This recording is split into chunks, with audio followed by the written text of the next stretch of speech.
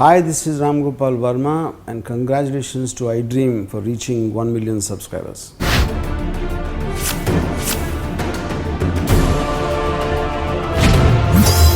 BJP especially దళిత vote bank మీద concentrate చేయడం కొంత షిఫ్ట్ అవుతుందనే భయం కాంగ్రెస్లో ఏమైనా ఏర్పడింది. ఆ వీకర్ సెక్షన్స్ను, డౌన్ ట్రాడన్ సెక్షన్స్ను, అంబేద్కర్ ఐడియాలజీని అనగదొక్కుతూ పైకి పోవాలనేటువంటి ఐడియాలజీ బీజేపీ. కాంగ్రెస్ ఐడియాలజీ అట్లా కాదు. 125 సంవత్సరాలు అంబేద్కర్ ఐడియాలజీని కాపాడింది కాంగ్రెస్ పార్టీ భారతదేశంలో. అంబేద్కర్ గారికి అత్యున్నతమైనటువంటి భారతరత్న ఎందుకు ఇవ్వలేకపోయింది కాంగ్రెస్ పార్టీ? అంబేద్కర్కు భారతరత్న ఆల్రెడీ ఉందండి. కాంగ్రెస్ ఇతర పార్టీ ఇచ్చింది తప్ప కాంగ్రెస్ పార్టీ ఇవ్వలేదు. అంబేద్కర్కు భారతరత్న ఇవ్వాలనేటువంటి ఆలోచన ఎట్లా వచ్చింది?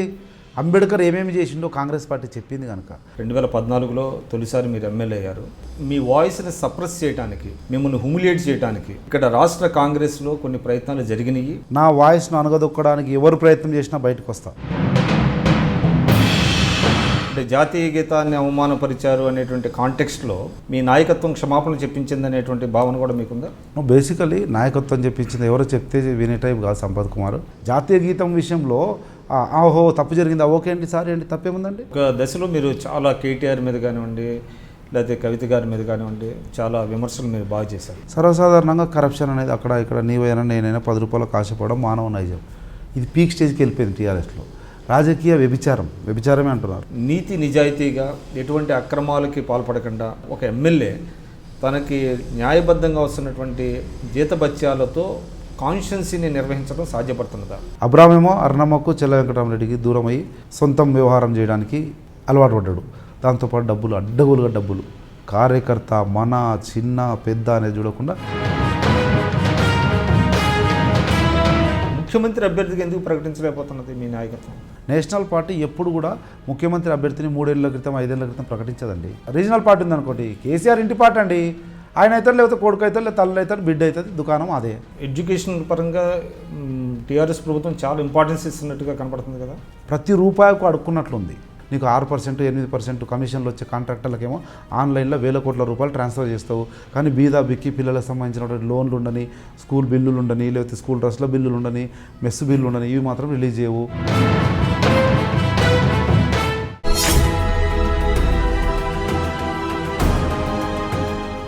అసెంబ్లీ లోపల బయట కాంగ్రెస్ వేదికల మీద టీఆర్ఎస్ ప్రభుత్వ వైఫల్యాలను, కాంగ్రెస్ పార్టీ భావజాలాన్ని బలంగా వినిపిస్తున్న ఆలంపూర్ ఎమ్మెల్యే సంపత్తో ఐడ్రీమ్ ఇంటర్వ్యూ. నమస్కారం సంపత్ గారు.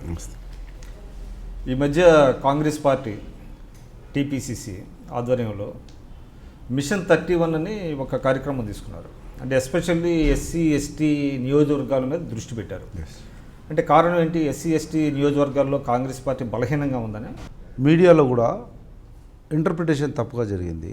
బేసికల్లీ ఒక ఎక్సర్సైజ్ చేసేటప్పుడు ఏదైతే ఎక్సర్సైజ్ ఉందో దాంట్లో కొన్ని సెగ్మెంట్స్గా డివైడ్ చేసుకుంటాం. దాంట్లో రిజర్వ్డ్ కాన్స్టిట్యున్సీ 31, దాని తర్వాత ఎప్పుడు మనం గెలుస్తున్న కాన్స్టిట్యున్సీలు ఎందుకు ఓడిపోయినాం అనేది ఒకటి, తర్వాత ఇంతకుముందు ఒక 3-4 టర్మ్ల నుంచి రాని కాన్స్టిట్యున్సీలు, తర్వాత ఓల్డ్ సిటీ ఎప్పుడు ఎంఐఎం ఉండే కాన్స్టిట్యున్సీలు. ఈ రకంగా సెగ్మెంటేషన్ ఏదైతే చేస్తామో ఆ సెగ్మెంటేషన్లో భాగంగా రిజర్వ్డ్ కాన్స్టిట్యున్సీస్ను ఫస్ట్ ఎక్సర్సైజ్గా తీసుకున్నాం, అంతే తప్ప నథింగ్ లైక్ దట్కి ఓన్లీ దాంట్లో మనం వీక్ ఉన్నాము అనేది కాదు. కానీ అటువంటి మీరు అన్నట్టుగా రాంగ్ ఇంటర్ప్రిటేషన్ వల్ల రాంగ్ సిగ్నల్స్ కూడా వెళ్ళినట్టున్నాయి. మీరు in the sense media interpret చేసింది. ఒక ఆ 31లో ఒక నియోజకవర్గానికి ప్రాతినిధ్యం వహించే సంపత్ కుమార్ కానీ, దాన్ని క్రియేట్ చేసినటువంటి స్పాన్సర్గా వచ్చినటువంటి కొప్పుల రాజు గారు కానీ, మా రాష్ట్ర అధ్యక్షులకు ఉత్తమ్ కుమార్ రెడ్డి గారు కానీ అలా అన్నారా? ఈ 31లో మనం బలహీనంగా ఉన్నాం కనుక మనము అక్కడ ఎక్కువ కాన్సన్ట్రేట్ చేయాలని లేదే. కానీ మీరు 31 నియోజకవర్గాలు ఉన్నాయి ఎస్సీ ఎస్టీలు, అందులో 6 గెలిచినాయి కాంగ్రెస్ పార్టీ, అందులో 3 వెళ్ళిపోయారు, అంటే 3 మిగిలారు. కాబట్టి మిగతా వాటి మీద కూడా మనం దృష్టి పెట్టాలి అనేటువంటిది ఏమైనా వచ్చిందా? లేకపోతే ఇటీవల కాలంలో బీజేపీ ఎస్పెషల్లీ దళిత ఓటు బ్యాంక్ మీద కాన్సన్ట్రేట్ చేయడం, అదేవిధంగా రాష్ట్రపతిగా వాళ్ళ రామ్నాథ్ కోవింద్ గారిని ఆయన్ని అభ్యర్థిగా నిలబెట్టడం వల్ల షిఫ్ట్ అవుతుంది, దళిత ఓటు బ్యాంకు కొంత షిఫ్ట్ అవుతుందనే భయం కాంగ్రెస్లో ఏమైనా ఏర్పడిందా? ఒకటి మీరు గుర్తుంచుకోవాల్సింది, మేము ఈ మిషన్ 31 పెట్టింది ఈ కోవింద్ను బీజేపీ డిసైడ్ చేయకముందే mission 31 date, schedule, exercise start అయింది. ఓ 3 months నుంచి చేస్తా ఉన్నాం ఎక్సర్సైజ్. నా అలంపూర్లో ఎక్సర్సైజ్ అయింది. మా పూర్వపు మహబూబ్నగర్ జిల్లాకు సంబంధించి అలంపూర్ అచ్చంపేటకు సంబంధించి నార్కన్లో మీటింగ్ అయింది. ఏదో 3 months నుంచి జరుగుతూ ఉంది. ఈరోజు ఏదో వాళ్ళు రామ్నాథ్ కోవింద్ పెట్టిరు అనేది కాదు ఒకటి. రెండవది మీరు ఇంకేదో ప్రశ్న అడిగినారు. ఓన్లీ బీజేపీ ఏదో పుంజుకుంటుంది, దళిత ఓటు బ్యాంకు షిఫ్ట్ అవుతుంది బీజేపీ వైపు అనేటువంటి. మీరు ఎప్పుడైనా చూడండి, ఎక్కడైనా చూడండి, యావత్ భారతదేశంలో దళిత్ ఐడియాలజిస్ట్స్ కానీ వీకర్ సెక్షన్ ఐడియాలజీ కానీ purely against BJP ideology. BJP is అగ్రవర్ణ ఐడియాలజీ, హిందుత్వ ఐడియాలజీ. అంటే వీకర్ సెక్షన్లో కూడా హిందుత్వం అంటారు, బట్ ఆ వీకర్ సెక్షన్స్ను, డౌన్ ట్రాడన్ సెక్షన్స్ను, అంబేద్కర్ ఐడియాలజీని అనగదొక్కుతూ పైకి పోవాలనేటువంటి ఐడియాలజీ బీజేపీది. కాంగ్రెస్ ఐడియాలజీ అట్లా కాదు, అన్ని వర్గాలను కలుపుకొని పోతూ సర్వతోముఖాభివృద్ధి చెందిన అభివృద్ధి చేస్తేనే అప్పుడు భారతదేశం ప్రపంచంలో అగ్రగామిగా తీర్చిదిద్దబడుతుంది అనేది Congress party ideology. BJP ideology ఎప్పుడు కూడా కార్పొరేట్ దిగ్గజాల ఆలోచనలకు అనుగుణంగా ఈ విశ్వ హిందూ పరిషత్, ఆర్ఎస్ఎస్, ఆ క్రీమ్ సెగ్మెంట్ అయితే ఆ సెగ్మెంట్ ఆపరేషన్లో ఉంటుంది, ఆ సెగ్మెంట్ కాన్సన్ట్రేట్ చేస్తారు, ఆ సెగ్మెంట్ కొరకే పనిచేస్తుంటుంది. కానీ కాంగ్రెస్ పార్టీ ఆ సెగ్మెంట్ ఎలాగూ బలీయంగా ఉంది కనుక కింది సెగ్మెంట్స్ గురించి ఆలోచన చేస్తూ ఉంటుంది. Down trodden, weaker section, gross root level వాటి గురించి ఆలోచన చేస్తారు. That is the main difference between Congress and BJP. కానీ అంటే మోడీ గారు ప్రధాని అయిన తర్వాత ఎస్పెషల్లీ అంబేద్కర్ గారి 125 జన్మదినోత్సవాన్ని సంవత్సరం పొడుగుతా అంటే సెలబ్రేట్ చేయడం కానివ్వండి, వేరియస్ ప్రోగ్రామ్స్ తీసుకోవటం వల్ల ఇటీవల కాలంలో బీజేపీ దళిత ఓటు బ్యాంకుని డెంట్ చేస్తుంది. ఏదైతే మీరు అన్నట్టుగా కాంగ్రెస్ పార్టీకి అనాదిగా ఉన్నదో దాన్ని డెంట్ చేసి తమ వైపు తిప్పుకుంటున్నారు అనేటువంటి భావన ఏర్పడిన తర్వాతనే మీ యొక్క ఏఐసిసి ఎస్సీ సెల్ అధ్యక్షులు కొప్పుల రాజు గారు ఈ విధమైనటువంటి కార్యక్రమాలను చేపట్టారు. అదేవిధంగా అంబేద్కర్ గారిని కాంగ్రెస్ పార్టీ తక్కువ చేయలేదు అనేటువంటి భావనని ప్రజల్లో తీసుకెళ్ళడానికి ఒక ఎక్సర్సైజ్ జరుగుతున్నది అనేది కూడా ఒకటి ఉన్నది. ఎస్, 100% మీరు అన్నట్లు బీజేపీ డెంట్ చేయడానికి ప్రయత్నం చేస్తుంది. అవునా? డెంట్ చేయడానికి ప్రయత్నం చేస్తున్న దాన్ని మీరు అనుకుంటున్నారు, సమాజం అనుకుంటుంది, ఇప్పుడు మీడియాలో ఉన్నది డెంటింగ్ అంటారు. It's not denting. BJP is trying to tempting the ideologies of Ambedkar. Weaker section ideology, downtrodden ఐడియాలజీలో టెంప్ట్ చేసి ఇలా కాదు అలా అని చెప్పి 120 ఈరోజు 125th యానివర్సరీ వచ్చింది అంబేద్కర్ది. ఈరోజు మీరుంటే మీరు చేయాలి, నేనుంటే నేను చేయాలి, మోడీ ఉంటే మోడీ చేయాలి, రాహుల్ గాంధీ ఉంటే Rahul Gandhi, everybody has to do. కానీ చెయ్యాలనే కాన్షియస్నెస్ ఎందుకు వచ్చింది బీజేపీకి? 125 సంవత్సరాలు అంబేద్కర్ ఐడియాలజీని కాపాడింది కాంగ్రెస్ పార్టీ భారతదేశంలో కాపాడడం కాదు, భారతదేశంలో అంబేద్కర్ ఐడియాలజీ, అంబేద్కర్ రాసినటువంటి రాజ్యాంగాన్ని భారతదేశం అవలంబించింది కనుకనే భారతదేశం ప్రపంచంలో అగ్రగామిగా తీర్చిదిద్దబడింది అని ప్రపంచానికి తెలిసే విధంగా చేసింది ఎవరు? 5.5 దశాబ్దాలు పరిపాలించిన కాంగ్రెస్ పార్టీ. అందుకే నరేంద్ర మోడీకి ఇంకా సోయి ఉంది అంబేద్కర్ గురించి. నరేంద్ర మోడీకి కాదు, బీజేపీకి సోయి వచ్చింది. యావత్ భారతదేశం 125వ జయంతిని జరుపుతుందంటే ఎందుకు?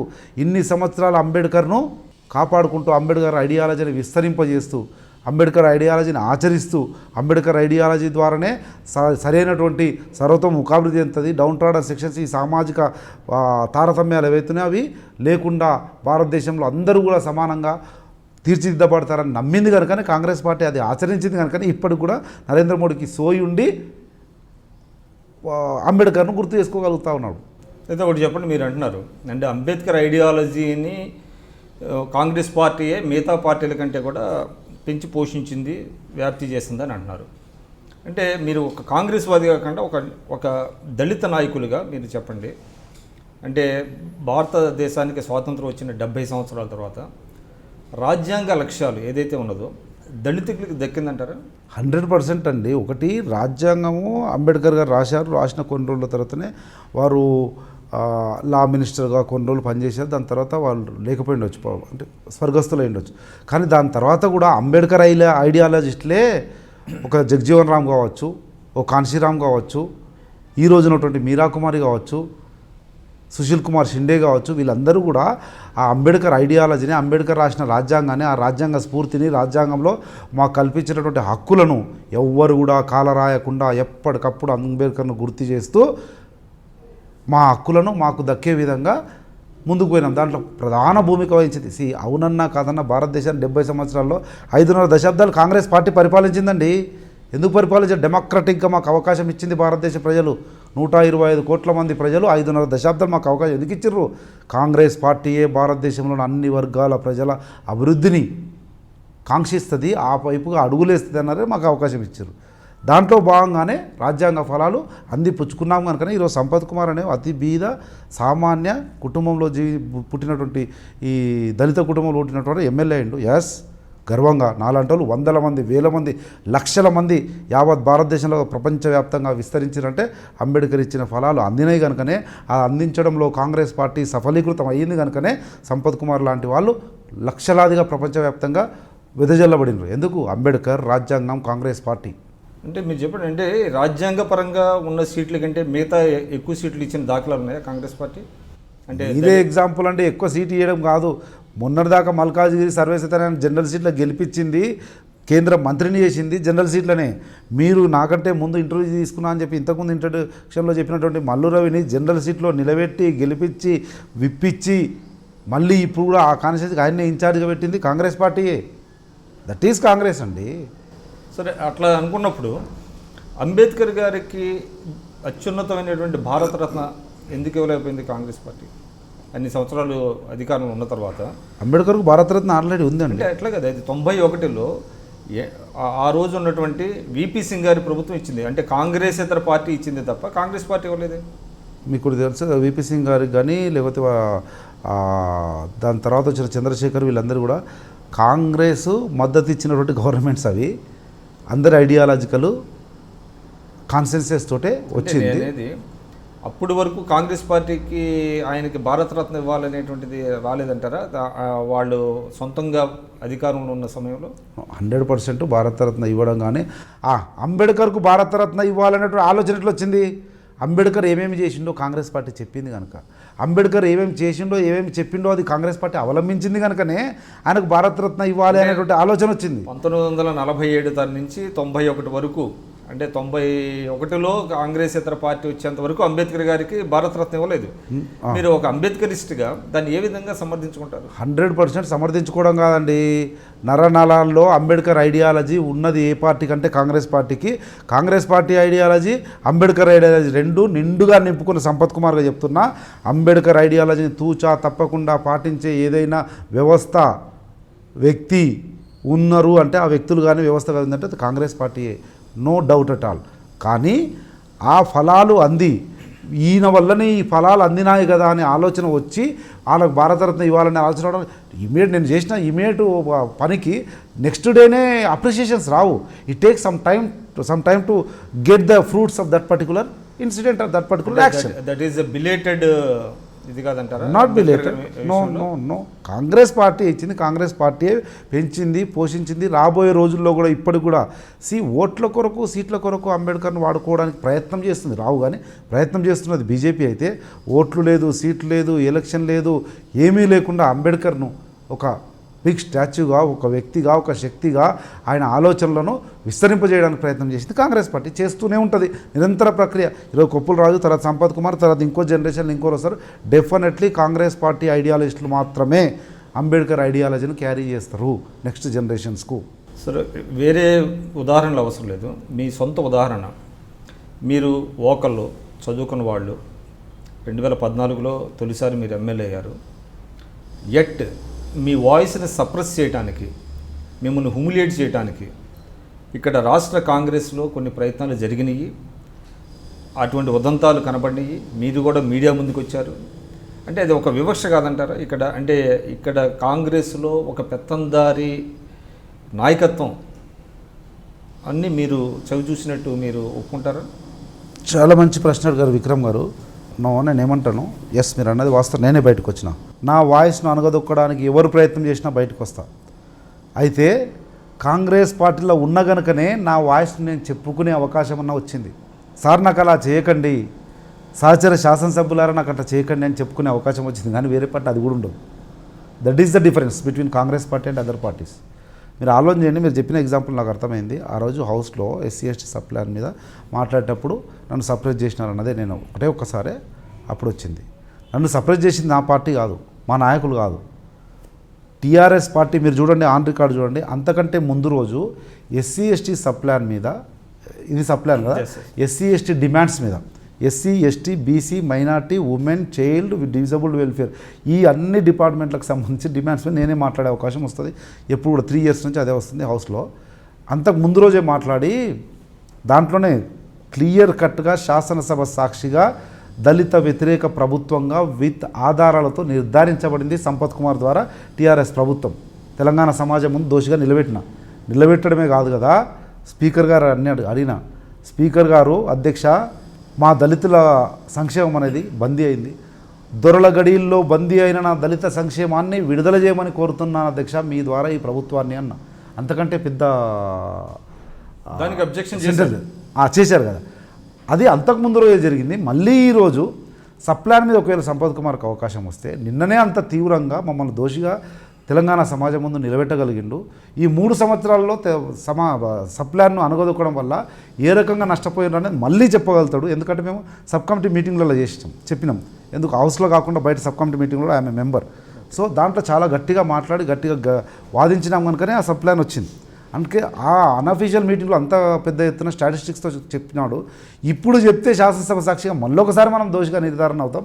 కనుక ఎలాగైనా సరే సంపత్ను మాట్లాడనీయకూడదు అన్నది మీరు అన్నట్లు దొరల పాలన నా వాయిస్ను అడ్డుకున్నది, ఇది వాస్తవం. అయితే అటువంటి పరిస్థితులలో నా వాయిస్ను నా భావాన్ని వ్యక్తీకరించకుండా అడ్డుకునే సమయంలో వాళ్ళు అడ్డుకున్నారు ప్రతిపక్షం. స్పీకర్ ఎలాగో అధికార పక్షానికి స్పీకరు వారి కనసైగకు వింటా ఉన్నాడు. ఇది నిర్వివాదాంశం. ఆ పరిస్థితులలో నైతికంగా నా పార్టీ వాళ్ళు నాకు అవకాశం కావాలని నేను మాట్లాడేటప్పుడు అరిచేటప్పుడు పోట్లాడేటప్పుడు నాకు నైతికంగా మద్దతు ఇవ్వలేదు అన్నటువంటి చిరు కోపానికి చిరు మనస్తాపానికి గురైన మాట వాస్తవం. అందుకే నేను అన్నారే మా వాళ్ళు కూడా నాకు నైతికంగా నిలబడకపోయారు. ఎందుకంటే నేను చీఫ్ విప్గా పార్టీ విప్గా సిఎల్పి విప్గా నేను I use to fight for all other members. ఎవరికైనా కానీ అవకాశం రాకపోతే speaker it is my duty as a whip speaker గారిని సెక్రటరీ గారిని మాట్లాడి no my time is 45 minutes 30 minutes అయింది, ఇంకో 15 minutes ఇంకొక సభ్యునికి అండి నేను పోట్లాడి టైం తీసుకొని ఇంకొక సభ్యునితో మాట్లాడిస్తాను. That is my practice every day in the house.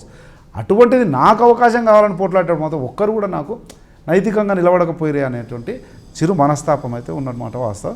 అంతకు మించి ఆ అనగదొక్కడము, ఇంకోటి మీరు అంటారు అనగదొక్కడం, ఈరోజు ఉన్నటువంటి సమాజంలో అనగదొక్కపడము, సప్రెస్ చేయడము, హ్యూమిలేట్ చేయడము, మనము ఒకవేళ ఎదిగితే చూసి ఓర్చుకోలేకపోవడం అనేది సర్వసాధారణము. ఎక్కడైనా నేను అనుభవిస్తున్నా. కానీ అది దానిలో మార్పు రావాలని నాలాంటి వాళ్ళు మీలాంటి వాళ్ళు అందరూ కూడా సమాజంలో ప్రయత్నం చేస్తూ ఉన్నారు. Definitely one fine day this kind of discriminations will not be in this society. For that will fight together. అంటే ప్రతి పార్టీలో అది సర్వసాధారణం అంటారు. రాజకీయాల్లో సర్వసాధారణం, పార్టీలో సర్వసాధారణం, సమాజంలో occupational hazard 100%. Not only one occupy everywhere in the country. మన కంట్రీలో బయట ఉంది అని మన కంట్రీలో అయితే ఎందుకంటే వివిధ రకాల సామాజిక నేపథ్యంతో ముందుకు పోతున్నటువంటి దేశం కనుక ఇంకా సామాజిక వ్యత్యాసాలు ఉన్నాయి కనుక ఆ వ్యత్యాసాలు పూడ్చుకొని సరిసమానంగా అయ్యే వరకు, తారతమ్యాలు లేనంత వరకు ఉంటుంది. అది దాని సందర్భంలో కూడా మిమ్మల్ని అంటే జాతీయ గీతాన్ని అవమానపరిచారు అనేటువంటి కాంటెక్స్ట్లో మీ అంతరాత్మ సాక్షికి వ్యతిరేకంగా మీ నాయకత్వం క్షమాపణ చెప్పించింది అనేటువంటి భావన కూడా మీకుందా? బేసికలీ నాయకత్వం చెప్పించింది ఎవరో చెప్తే వినే టైప్ కాదు Sampath Kumar. I have my own way of revealing my opinion. I have my own ideas to conclude. కనుక అట్లనే లేదు. కాకపోతే ఎస్ పెద్దగా మీరు బేసికల్లీ నాకంటే నేను ఎమ్మెల్యే ఉండొచ్చు. సో వాట్, నా ఏజ్ నా ఎక్స్పీరియన్స్, మీ ఏజ్ మీ ఎక్స్పీరియన్స్ మీకున్నటువంటి అనుభవము దానివల్ల మీరు ఏదైనా చెప్పినప్పుడు ఎస్ ఐ షుడ్ యాక్సెప్ట్ అండి. It's a learning process in any industry, any field. We should learn something. మీరు ఎల్డర్గా మీరు ఏం చెప్పినా నేను దాన్ని సరైన విషయాలను అందిపుచ్చుకొని ముందుకు వాల్సిన దాంట్లో పెద్దలుగా సలహాలు సూచనలు ఇచ్చినప్పుడు yes I will accept. I have to accept. And my Jana Reddy, my boss in the house, definitely is my leader. I have to accept his words. And అది నేషనల్ ఫ్లాగ్కి సంబంధించినటువంటి సబ్జెక్ట్ కనుక వాళ్ళేదో రాజకీయ కుట్ర రేవంత్ రెడ్డి మీద ఉన్న కోపాన్ని తీసి ఒక్కరి మీద వేస్తే వేరైతే కనుక ఇంకా 2-3 కలపాలని నన్ను వాళ్ళని కలిపి ఏదో చేయడానికి వాళ్ళు రాజకీయం చేసిండొచ్చు. కానీ జాతీయ గీతాన్ని కూడా రాజకీయం చేయడానికి వాళ్ళకు ఉన్నటువంటి రాజకీయ కక్షను సాధించుకోవడానికి అధికార పార్టీ ప్రయత్నం చేసింది. దాంట్లో భాగంగా రేవంత్ రెడ్డి మీద ఏదో వాళ్ళ కోపం. కానీ సంపత్ కుమార్ ఎందుకు పావుకోవాలి? జాతీయ గీతం విషయంలో ఓహో తప్పు జరిగిందా, ఓకే అండి, సారీ అండి, తప్పేముందండి? ఎక్కడైనా ఎప్పుడైతే తప్పు చేస్తే సారీ చెప్పడం తప్పేముంది? I don't feel shy. So నేను చెప్పిన దానికే నా ఏజ్కి జానారెడ్డి ఏజ్కి ఉండే డిఫరెన్స్లో ఎస్ డెఫినెట్లీ పెద్ద మనిషిగా అనుభవజ్ఞుడిగా అపారమైనటువంటి విషయ పరిజ్ఞానం ఉన్నవాడిగా నేను నూతన శాసనసభ్యుడిగా ఆయన నాకు ఆ శాసనసభలో నాయకుడిగా సంపతిలా అని చెప్తారు. చెప్పినప్పుడు yes I have to obey కాదు మనస్సాక్షి పూర్వకంగానే చెప్పినాం. కాకపోతే వారి ఏజ్కి నా ఏజ్కి ఈ రెండింటి మధ్యలో మీ ఏజ్కి ఆలోచన చేయండి, డిఫరెన్స్ ఉంటుంది. Thinking of individual will be depend on the age experience. మీరు ఆ క్షణంలో కొంచెం మనస్తాపం చెందిన వెంటనే ఆయనకి పెద్దరికం ఇచ్చి మీరు ఒబ్లైజ్ అయ్యారు. కానీ చెప్పండి, మీరు అంటే జానారెడ్డి గారు though is a very senior most politician కానివ్వండి, మంచి వ్యక్తిగా ఆయనకి పేరు ఉంది. కానీ ఒక సిఎల్పి లీడర్గా గట్టిగా ఫైట్ ఇవ్వలేకపోతున్నారు. ప్రభుత్వానికి కొన్ని అంశాల్లో ప్రభుత్వం చెప్పేదానికి ఆయన కొంత వాళ్ళ దూరంలోనే వెళ్తున్నారు, వాళ్ళ దారిలో వెళ్తున్నారు అనేటువంటిది మీలాంటి శాసనసభ్యులు కొంతమంది మీడియాకి అక్కడక్కడ చెప్పటం. సో అటువంటి అసంతృప్తులు తర్వాత అధిష్టానానికి ఫిర్యాదులు చేయటం లాంటివి ఉన్నాయి. అది మీరు ఒక ఎమ్మెల్యేగా మీరేం చెప్తారు? ఒకటి ఆలోచించండి విక్రమ్ గారు, నాకున్నటువంటి 25 సంవత్సరాల రాజకీయ అనుభవంలో 20 సంవత్సరాలు చూడ శాసనసభను చూస్తున్నా. కింది నుంచి గ్రాస్ రూట్ లెవెల్ నుంచి వచ్చిన నేను వాల్ రైటింగ్ చేసిన పార్టీకి ఎన్ఎస్ఏకి పోస్టర్లు వేసిన, వాల్ రైటింగ్ చేసి పోస్టర్లు వేసే స్టేజ్ నుంచి కాంగ్రెస్ పార్టీ నన్ను ఈరోజు ఎమ్మెల్యే వరకు తీసుకొచ్చింది. నా లంపూర్ ప్రజలు ఆశీర్వదించడానికి ఎమ్మెల్యేను. అంటే 25 సంవత్సరాల నుంచి నేను రాజకీయాలను నిశ్చితంగా పరిశీలిస్తున్నాను కదా. అందుకే ఇంతకుముందు చెప్పిన ఒక్కరొక్కరి ఆలోచన విధానం, ఒక్కరొక్కరి స్టైల్ ఆఫ్ వర్కింగ్ ఒక్కొక్క రకంగా ఉంటుంది. మీరు అన్నట్టు జానారెడ్డి అంత అగ్రెసివ్ పోతున్నాడు ఏదో అంటున్నారు. ఎవరు పోతున్నారు? మీరు అనుకున్న లెవెల్కు మ్యాచ్ అయ్యే విధంగా ఎవరు పోతున్నారు చెప్పండి? ఒకరు పోతున్నారు, దానివల్ల పార్టీకి నష్టం కదా. అవునా, లెట్ మీ కంప్లీట్. పోతున్నారు, సంపత్ కుమారే పోతున్నాడు అనుకోండి. సంపత్ కుమార్ ఆ లెవెల్లో పోతున్నాడు, జానారెడ్డి అవును జానారెడ్డి ఆ లెవెల్లోనే ఉండాలి, సంపత్ కుమార్ ఈ లెవెల్లోనే ఉండాలి, బట్టి ఆ లెవెల్లోనే ఉండాలి, ఉత్తమ్ కుమార్ ఈ లెవెల్లోనే ఉండాలి. ఒక్కొక్కరి అనుభవాన్ని బట్టి, ఒక్కొక్కరి స్టైల్ ఆఫ్ వర్కింగ్ని బట్టి, ఒక్కొక్కరి ఈ బిహేవియర్ని బట్టి ఒక్కొక్క రకంగా రెస్పాండ్ అవుతాడు. సంపత్ కుమార్ రెస్పాండ్ అయినట్లు విక్రమ్ రెస్పాండ్ కాడు, విక్రమ్ రెస్పాండ్ అయినట్లు జానారెడ్డి రెస్పాండ్ కాడు. జానారెడ్డికి ఉన్న అపారమైన గౌరవానికి, అపారమైనటువంటి అనుభవానికి వారు అంతే మాట్లాడారు. అంత మాడితేనే హుందాగా ఉంటుంది. సంపత్ కుమార్ ఫస్ట్ టైమరు, యువకుడు, యువరక్తము, సమాజం మీద ఉన్నటువంటి కొన్ని విషయాలను చూసి అగ్రెసివ్గా ఎస్ నేను ఇట్లే ఉండాలి, నేను జానారెడ్డిలాగా ఉంటే నడవదు, జానారెడ్డి నాలాగుంటే నడవదు. అంటే ఒకటి చెప్పండి, అంటే కాంగ్రెస్ పార్టీలో ఇండివిజువల్స్ యొక్క ఎక్కువ వాళ్ళ ఇది ఎక్కువ నడుస్తూ ఉంటుంది. కానీ one has to toe the party line కదా. ఎస్, పార్టీ లైన్ టో చేయకుండా ఇండివిజువల్గా వాళ్ళ యొక్క దీన్ని బట్టి వెళ్తా ఉంటే పార్టీ ఏ విధంగా స్ట్రెంథన్ అవుతుంది? అంటే ప్రభుత్వాన్ని యొక్క వైఫల్యాన్ని ఏ విధంగా మీరు ఎండగడతారు? విక్రమ్ గారు your mistake and not only you, media ద్వారా ఎందుకు అలా అవుతుందో. కానీ సంపత్ కుమార్ మాట్లాడేది జానారెడ్డికి ఇష్టం లేకుంటే మాట్లాడతాడా? సంపత్ కుమార్ మాట్లాడుతున్నాడు, శాసనసభలో ప్రభుత్వాన్ని ఇరకాటంలో పెడుతున్నాము, ఏ రకంగా విమర్శించాలో విమర్శిస్తున్నాము, ఎత్తి చూపుతున్నాము, డాక్యుమెంటరీ ఎవిడెన్స్లు. నేను ఇంతకుముందు చెప్పినట్లే తెలంగాణ సమాజంలో శాసనసభ సాక్షిగా టీఆర్ఎస్ పార్టీని దళిత ద్రోహిగా, ప్రజా వ్యతిరేక నిర్ణయాలు తీసుకుంటున్నటువంటి పార్టీగా, ప్రభుత్వంగా, రైతు వ్యతిరేక ప్రభుత్వంగా నిర్ధారించడం జరిగింది. అది సంపత్ కుమార్ కానీ లేకపోతే ఇంకోరు ఎవరైనా మాట్లాడితే జానారెడ్డికి ఇష్టం లేకుండా జానారెడ్డి వద్దు వద్దు అంటే మాట్లాడినామా? As a leader he will give a consent to speak on what were all about, then only I will speak. లీడర్గా వారు చెప్పిందే మేము మాట్లాడతాము. ఎవరు మాట్లాడినా వారి అనుమతి లేకుండా, వారు తెలియకుండా మాట్లాడరు. కాకపోతే ఎవరు స్టైల్ వాళ్ళదండి, ఆ స్టైల్లో మాట్లాడతాం. కాకపోతే మీరు అన్నమాట వాస్తవం. ఎస్, మేము కూడా సార్కు చెప్తున్నాం. అంటే ఆయన స్టైలు, సార్ మీ స్టైల్ ఎట్లుంటుంది మీరు అన్నట్లు ఇంకా ఉధృతంగా. What do you mean by ఉధృతం? గట్టిగా అంటే ఏంటి గట్టిగా? విషయం ఎలా చెప్పాలో ఇల్లాడు అంటే మేము డిస్కస్ చేస్తాం. జానారెడ్డి గారు ఇలా అంటారు, సార్ గట్టిగా మాట్లాడాలి సార్. గట్టిగా అంటే ఎట్లా అరవాలా? విషయం ఏంది అది చెప్తే చాలు కదా అనేది ఆయన స్టైల్. అదే సంపత్ కుమార్ స్టైల్ కాదు, అది విక్రమ్ స్టైల్ కాదు. అట్లా ఒకరొకరికి ఒక స్టైల్ ఉంటుంది. ఆ స్టైల్ ఆఫ్ ప్రజెంటేషన్లో డిఫరెన్స్ తప్ప nothing wrong. Definitely is our leader. 100%. ఒకవేళ అన్హ్యాపీ ఉంటే దాంట్లో డిఫరెన్స్ ఆఫ్ ఒపీనియన్ ఉంటుంది, కానీ డిసిషన్ తప్పుగా తీసుకునేది ఉండదు. సార్ ఇదే నేనే అంటున్నాను, అందరు కూడా అంటారు సార్ గట్టిగా అంటే ఏందయ్యా అంటే వాస్తవమే కదా. జానారెడ్డి గారు ఎస్ ఏం వడ్ యూ మీన్ బై గట్టిగా? వాస్తవాన్ని ఎలా చెప్పాలి? అది విషయం. నా అనుభవంతో నేను అలాగే అనుకుంటా, ఆయన అనుభవంతో ఆయన. ఇట్ టుక్ సమ్ టైం, మీకు కొంత సమయం పట్టిందా ఆయన స్టైల్కి అడాప్ట్ అవడానికి? అడాప్ట్ అవ్వడానికి కాదు, అర్థం చేసుకోవడానికి అనుభవంతో కూడినటువంటి వాళ్ళకి అర్థమవుతుంది. కొత్త న్యాచురల్గా ఇది ఉంటుంది. కానీ nothing, everything is okay, 100% everything is okay. కానీ 3 ఏళ్ళు అయిపోయింది, కొన్ని రోజులు చల్లగా ఉన్నమాట వాస్తవం. ఎస్, చల్లగా ఉన్నమాట వాస్తవం.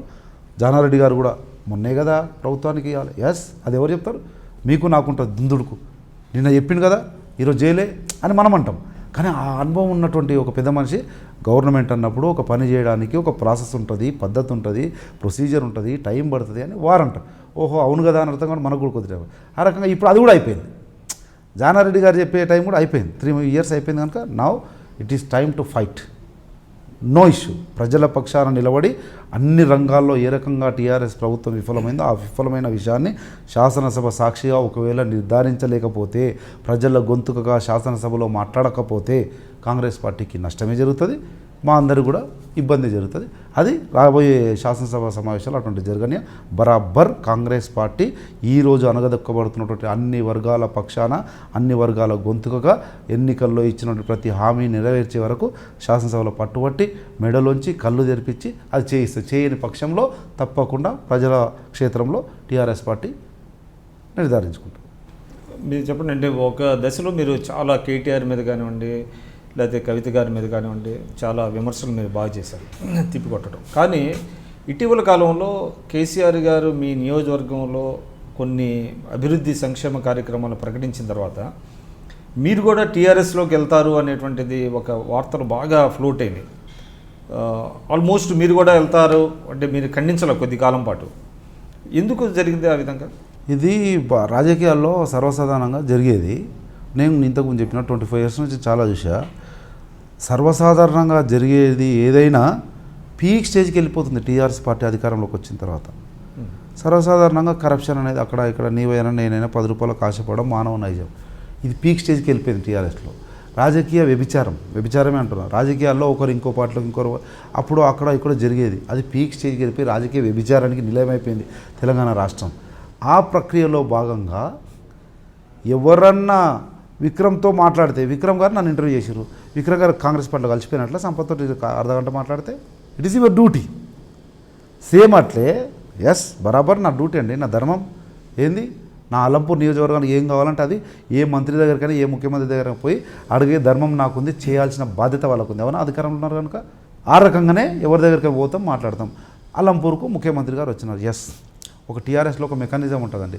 నేను మీరు ఇంకా గుర్తించలే, ఓన్లీ వేరే పేర్లు చెప్పినారు, హరీష్ పేరు చెప్పలే మీరు. హరీష్ పేరు ఎక్కువ వస్తుంది నా విషయంలో. హరీష్ దగ్గరికి వారంకి ఒకసారి పోతాను నేను, బరాబర్ పోతాను, రేపు కూడా పోతాను, మళ్ళీ పోతాను. ఎందుకు పోతాను? నా దగ్గర ఆర్డీఎస్ ఉంటుంది, మీకు తెలుసు. ఆర్డీఎస్ ఉంటుంది, పీజేపీ ఉంటుంది, 90% ఇరిగేషన్ ఓరియంటెడ్ కాన్స్టిట్యున్సీ నాది. తర్వాత మార్కెటింగ్ కూడా ఆయన దగ్గరే ఉంది. ఈ ఉల్లిగడ్డలు మిరప కొనడము అదంతా. ఆ రకంగా ఈ పని మీద 4 సార్లు పోయినా సరే నా అలంపూర్ నియోజకవర్గ ప్రజలు సుఖంగా సంతోషంగా తాగునీరు సాగునీరు వ్యవసాయం ఎక్కువగా సంతోషంగా ఉండడం కంటే మించింది లేదు. దాని కొరకు ఏటికైనా పోతా. అట్లా హరీష్ రావు దగ్గరికి బాగా పోతా. పొయ్యి రాగానే నెక్స్ట్ డే పేపర్లో వస్తుంది హరీష్ని కలిసిన సంపత్ కుమార్ అనుమానాలతో కాంగ్రెస్ నేత. అరే పోయి కలవగానే నేను చెప్తున్నా, నేను రేపు మళ్ళీ పోతా, రేపే మళ్ళీ పోతా. సో వాట్, డెఫినెట్గా పోతా, 10 సార్లు పోతా, ప్రతి మంత్రి దగ్గరికి పోతా. నా నియోజకవర్గంకి కావాల్సినటువంటి ఏదైనా అడుగుతా, బతిమలాడతా, మొక్కుతా, దండం పెడతా, నా నియోజకవర్గం ఏం కావాలో తెచ్చుకుంటా. ఒకవేళ వినలే బర్రాబర్ గర్జిస్తా. ఎందుకు న్యాయబద్ధంగా నా నియోజకవర్గానికి రావాల్సినటువంటి నిధులు ఇస్తలేవు, అట్లా ఎట్లా అయ్యేవని గర్జించి ఎదిరించి పోరాడి తెచ్చుకుంటా. కానీ నా అలంపూర్ ప్రజల సంక్షేమం కొరకు, నా అలంపూర్ ప్రజల సంతోషం కొరకు ఏమన్నా చేస్తా, 2 మెట్లు దిగుతా, ఎవరి మీదనైనా పోరాటం చేస్తా. దాంట్లో భాగంగా ముఖ్యమంత్రి వచ్చిండు పుష్కరాలకు. Yes it is my duty, నా బాధ్యత అండి. గౌరవ ముఖ్యమంత్రి ఈజ్ నాట్ ముఖ్యమంత్రి ఫర్ తెలంగాణ పవర్ టీఆర్ఎస్ కార్యకర్తలు. రాష్ట్ర ముఖ్యమంత్రి, I know the procedures, I'm educated politician. ఈ హెంకి పెంకి రాజకీయాలు చేయడానికి రాలే నేను. ఎవరికైనా కానీ ముఖ్యమంత్రి అయినా, నా ముఖ్యమంత్రి, మన ముఖ్యమంత్రి, గౌరవించాలి. నా నియోజకవర్గానికి వచ్చాను, గౌరవిస్తా, బరాబర్ గౌరవించినా, పోయినా, ఉన్నా, అడిగినా, ఏమేమి కావాలంటే ఇవి కావాలి నియోజకవర్గంలో అవి చేయండి మహాప్రభు అన్న, చేస్తా అన్నాడు. మీరే రికార్డు, మీడియానే ఆన్ రికార్డు. ఇంతవరకు ఏం చేసిండని ఒక్కటి చేయలే. మీరు అంటున్నారు దాని తర్వాత నేను మౌనం వహిస్తున్నాను, దాని తర్వాతనే ఎక్కువ గర్జిస్తున్నా. మొన్న శాసనసభలోనే ఇవన్నీ చెప్పి ముఖ్యమంత్రి ఇచ్చిన హామీలే నెరవేర్చలేదు అంటే ఈ ప్రభుత్వము, ఈ ముఖ్యమంత్రి ఏ రకంగా పోతుంది, ఎటువైపు పోతుందని ప్రశ్నించినా, ఇప్పుడు కూడా గర్జిస్తున్నా, బరాబర్ పోరాడుతున్నా. ఈరోజు ముఖ్యమంత్రి ఇచ్చినటువంటి హామీలకే విలువ లేకుండా, అమలు కాకుండా ఉన్నటువంటి దౌర్భాగ్య పరిస్థితి ఎక్కడైనా ఉందంటే 29 రాష్ట్రాల్లో, తెలంగాణ రాష్ట్రంలో నాలుకకి ఏం వస్తే అది చెప్పి. అంటే ఇది ఒక అంటే ప్రతిపక్ష ఎమ్మెల్యే ఉన్న నియోజకవర్గం అని అంటారా, లేకపోతే అన్ని నియోజకవర్గాలు అదే పరిస్థితి ఉందా? సింపుల్ ఎగ్జాంపుల్ దానికి, నిన్నటి పేపర్ చూడండి, Etela Rajender the senior minister and senior leader in TRS party. Etela రాజేందరే ఏందా ఏం తమాషాలు అవుతున్నాయి, ఆమె కళ్ళకు కనబడతలు ఏమామేమో, only KCR KTR Harish Rao కనబడుతున్నారా? మా నియోజకవర్గాలు ఏమైనాయి, ఎందుకు డబుల్ బెడ్రూమ్లు కడతలేరు? తమాషాలు అవుతున్నాయని ఇదే లైవ్ మీరు చూసింటారు, మీడియాలో వచ్చింది, నిన్నటి పేపర్లో కూడా చూడండి వచ్చింది. నేను అనడం కాదు, ఈటెల రాజేందరే అంటున్నాడు. సేమ్ అట్లా ఈటెల రాజేందరే అట్లా అంటుంటే సంపత్ కుమార్ ఎంత అంటే అది బ్యూరోక్రసీ తప్పంటారా, లేకపోతే వాళ్ళని ఆ విధంగా పనిచేయని లేక 100% there is no clear vision to this government. నాకున్న పరిమిత రాజకీయ అనుభవంతో చెప్తా ఉన్న విక్రమ్ గారు, మీరు ఎప్పుడైనా చూడండి, everyday you watch and you analyse. ముఖ్యమంత్రి ఈరోజు కూర్చుంటాడు ఇరిగేషన్ మీద సమీక్ష, డైలీ 1 గంట 2 గంటలు కూర్చుంటాడండి ప్రగతి భవన్లో, కాళ్ళు ఊపుతూ మటన్ బిర్యానీ పెడతాడు అందరికీ, చికెన్ కబాబ్ పెడతాడు, రొట్టెలు ఎట్లుంటాయి, చికెన్ ఎట్లుంటాయి, మన ఐ వాజ్ లైవ్ విట్నెస్, నేను కూడా ఉన్నాను కనుక విషయం వాస్తవం చెప్తా ఉన్నా. మటన్ బిర్యానీ ఏంది, చికెన్ అంటే ఏంది, నాటుకోడి అంటే ఏంది, అవన్నీ చెప్పుకుంటాం. అంటే అవన్నీ ట్రివియల్ థింగ్స్ కదా, దానికి అంత ఇంపార్టెన్స్ ఇవ్వాలి అంటారా? That's what I'm saying. అనవసరమైన ఇంపార్టెన్స్ ఇవ్వకూడని విషయాలకు ఇచ్చి గంట టైం కొలాబ్ చేసి ఆయన కొంత హాస్పిటాలిటీ ఎక్స్టెండ్ చేస్తున్నప్పుడు ఆయన ఆ విధంగా తప్పడటంలో ఎంతవరకు హేతుబద్ధత ఉంది? 100%. నాకు బిర్యానీ తినబెట్టి, చికెన్ పెట్టి, నాటుకోడి పెట్టి, రొట్టె పెట్టి, రాగి సంకటి పెట్టి, వాటి గురించి ఎక్స్ప్లెయిన్ చేసి గంటసేపు కూర్చోబెట్టుకున్నావే, దానికంటే ఎక్కువ నాకు 2 నిమిషాల్లో నేను ఇచ్చిన కాగితం మీద సంతకం పెట్టి అది ఇంప్లిమెంట్ అయ్యేటట్టు చేసింటే అంతకంటే ఎక్కువ మహాప్రభు నా 2 లక్షల మంది అలంపూర్ నియోజకవర్గ ప్రజలకు బిర్యానీ పెట్టినంత సంతోషం. ఒకవేళ నేను చెప్పిన పనిగిన చేసింటే, పని చేస్తా అని కాగితాలు తీసుకుంటేవి, అక్కడ పెడితేవి, బిర్యానీ కథ చెప్తేవి, జొన్న రొట్టె ఎందుకు చెప్తేవి, రాగి సంకటి గురించి చెప్తేవి, చరిత్ర చెప్తేవి, కానీ దాని మీద సంతకం చేయకపోతేవి, నా ఆలంపూర్ ప్రజలు మాత్రం గోడాడబట్టి ఎంత న్యాయం ముఖ్యమంత్రి గారు అని అడుగుతున్నాం. మీరు అంటున్నారుగా ఆయన అలంపూర్ వచ్చిపోయిన తర్వాత తక్కువైందని, తక్కువ కాదు ఎక్కువైంది, ఇంకా పెంచుతా గర్జిస్తానని చెప్తున్నా కదా. Congress party has given me enough scope అండి. కాంగ్రెస్ పార్టీ కొరకు ఒకటి, రెండవది నా అలంపూర్ నియోజకవర్గ ప్రజల కొరకు, మూడవది నా జాతి కొరకు, ఏ జాతి నుంచి అయితే వచ్చినా ఆ జాతి, ఆ రిజర్వేషన్ మీద వచ్చిన ఆ జాతి కొరకు, దాని తర్వాత ఈరోజు నా జనం ఇన్ ద సెన్స్ యావత్ తెలంగాణ రాష్ట్రంలో ఉన్న జనగం ఏ రకంగా అయితే అనగదొక్కపడుతున్నారో, ఏ రకంగా మోసపోయినరో, ఎందుకంటే ఇచ్చినటువంటి హామీలు నెరవేర్చక సమాజం. మీరు ఆలోచన చేయండి విక్రమ్ గారు, గుండె మీద చేసుకొని ఎవరైనా కానీ, నేను ఛాలెంజ్ చేస్తున్నా ఈరోజు మీ ద్వారా, సమాజంలో ఉన్నటువంటి సెగ్మెంట్స్ ఉంటాయి, ఎస్సీ ఎస్టీ బీసీ మైనార్టీ, ఎవరైనా హ్యాపీగా ఉన్నారండి? మైనార్టీలు టీఆర్ఎస్ పార్టీ ఎన్నికల్లో ఈ హామీలు ఇస్తే లైన్లు కట్టి ఓట్లు వేస్తే అధికారంలోకి వచ్చారు కదా, నాకు ఇది చేసింది అని మైనార్టీ మెచ్యూర్డ్ అవగాహన కలిగిన ఒక్కరిని మైనార్టీని చెప్పమనండి, ఒక ఎస్సీని చెప్పమనండి, ఒక బీసీని చెప్పమనండి. ఏమి ఆశించి ఏ ఆకాంక్షల కొరకు అయితే తెలంగాణ రాష్ట్రం తెచ్చుకొని టీఆర్ఎస్ పార్టీకి ఓట్లు వేసినామో ఆ ఆకాంక్షలు, ఆ ఆలోచనలు, ఆ నమ్మకము నిలుపుకుందా ఈ ప్రభుత్వం? మేనిఫెస్టోలో ఇచ్చింది పూర్తి చేసిందా? ఎక్కడ పోయినాయి రిజర్వేషన్లు? మాకే 3 ఎకరాలు ఎక్కడ పోయింది? డబుల్ బెడ్రూమ్ ఎక్కడ పోయింది? 12% రిజర్వేషన్ ఎక్కడ పోయింది? గిరిజనులు తాండాలు పంచాయతీలు చేయడం ఎక్కడ పోయింది? కానీ అన్నీ అంటే ఏదైతే కొన్ని ఎన్నికలకి మనం ఒక యార్డ్ స్టిక్ ఉంటుంది, అంటే ప్రభుత్వం బాగా చేస్తుందా లేదనే దానికి. ఆ విధంగా చూసినప్పుడు మీకు బై ఎలక్షన్స్ కానివ్వండి, లేదంటే ఇటీవల కాలంలో సర్వేల్లో కూడా టీఆర్ఎస్ ప్రభుత్వం ఈజ్ పెర్ఫార్మింగ్ వెరీ వెల్ అనేటువంటిది ఒకటి వస్తుంది. దాదాపుగా 106 సీట్లలో మేము గెలుస్తాం అనేటువంటిది వాళ్ళు చెప్తున్నారు. మీకు కూడా కొంత కాంగ్రెస్ పార్టీలో కూడా కొంత టీఆర్ఎస్లోకి వెళ్ళాలి నాయకులు అనేటువంటిది భావన కూడా కొంత జరుగుతుందనేది వినపడుతుంది.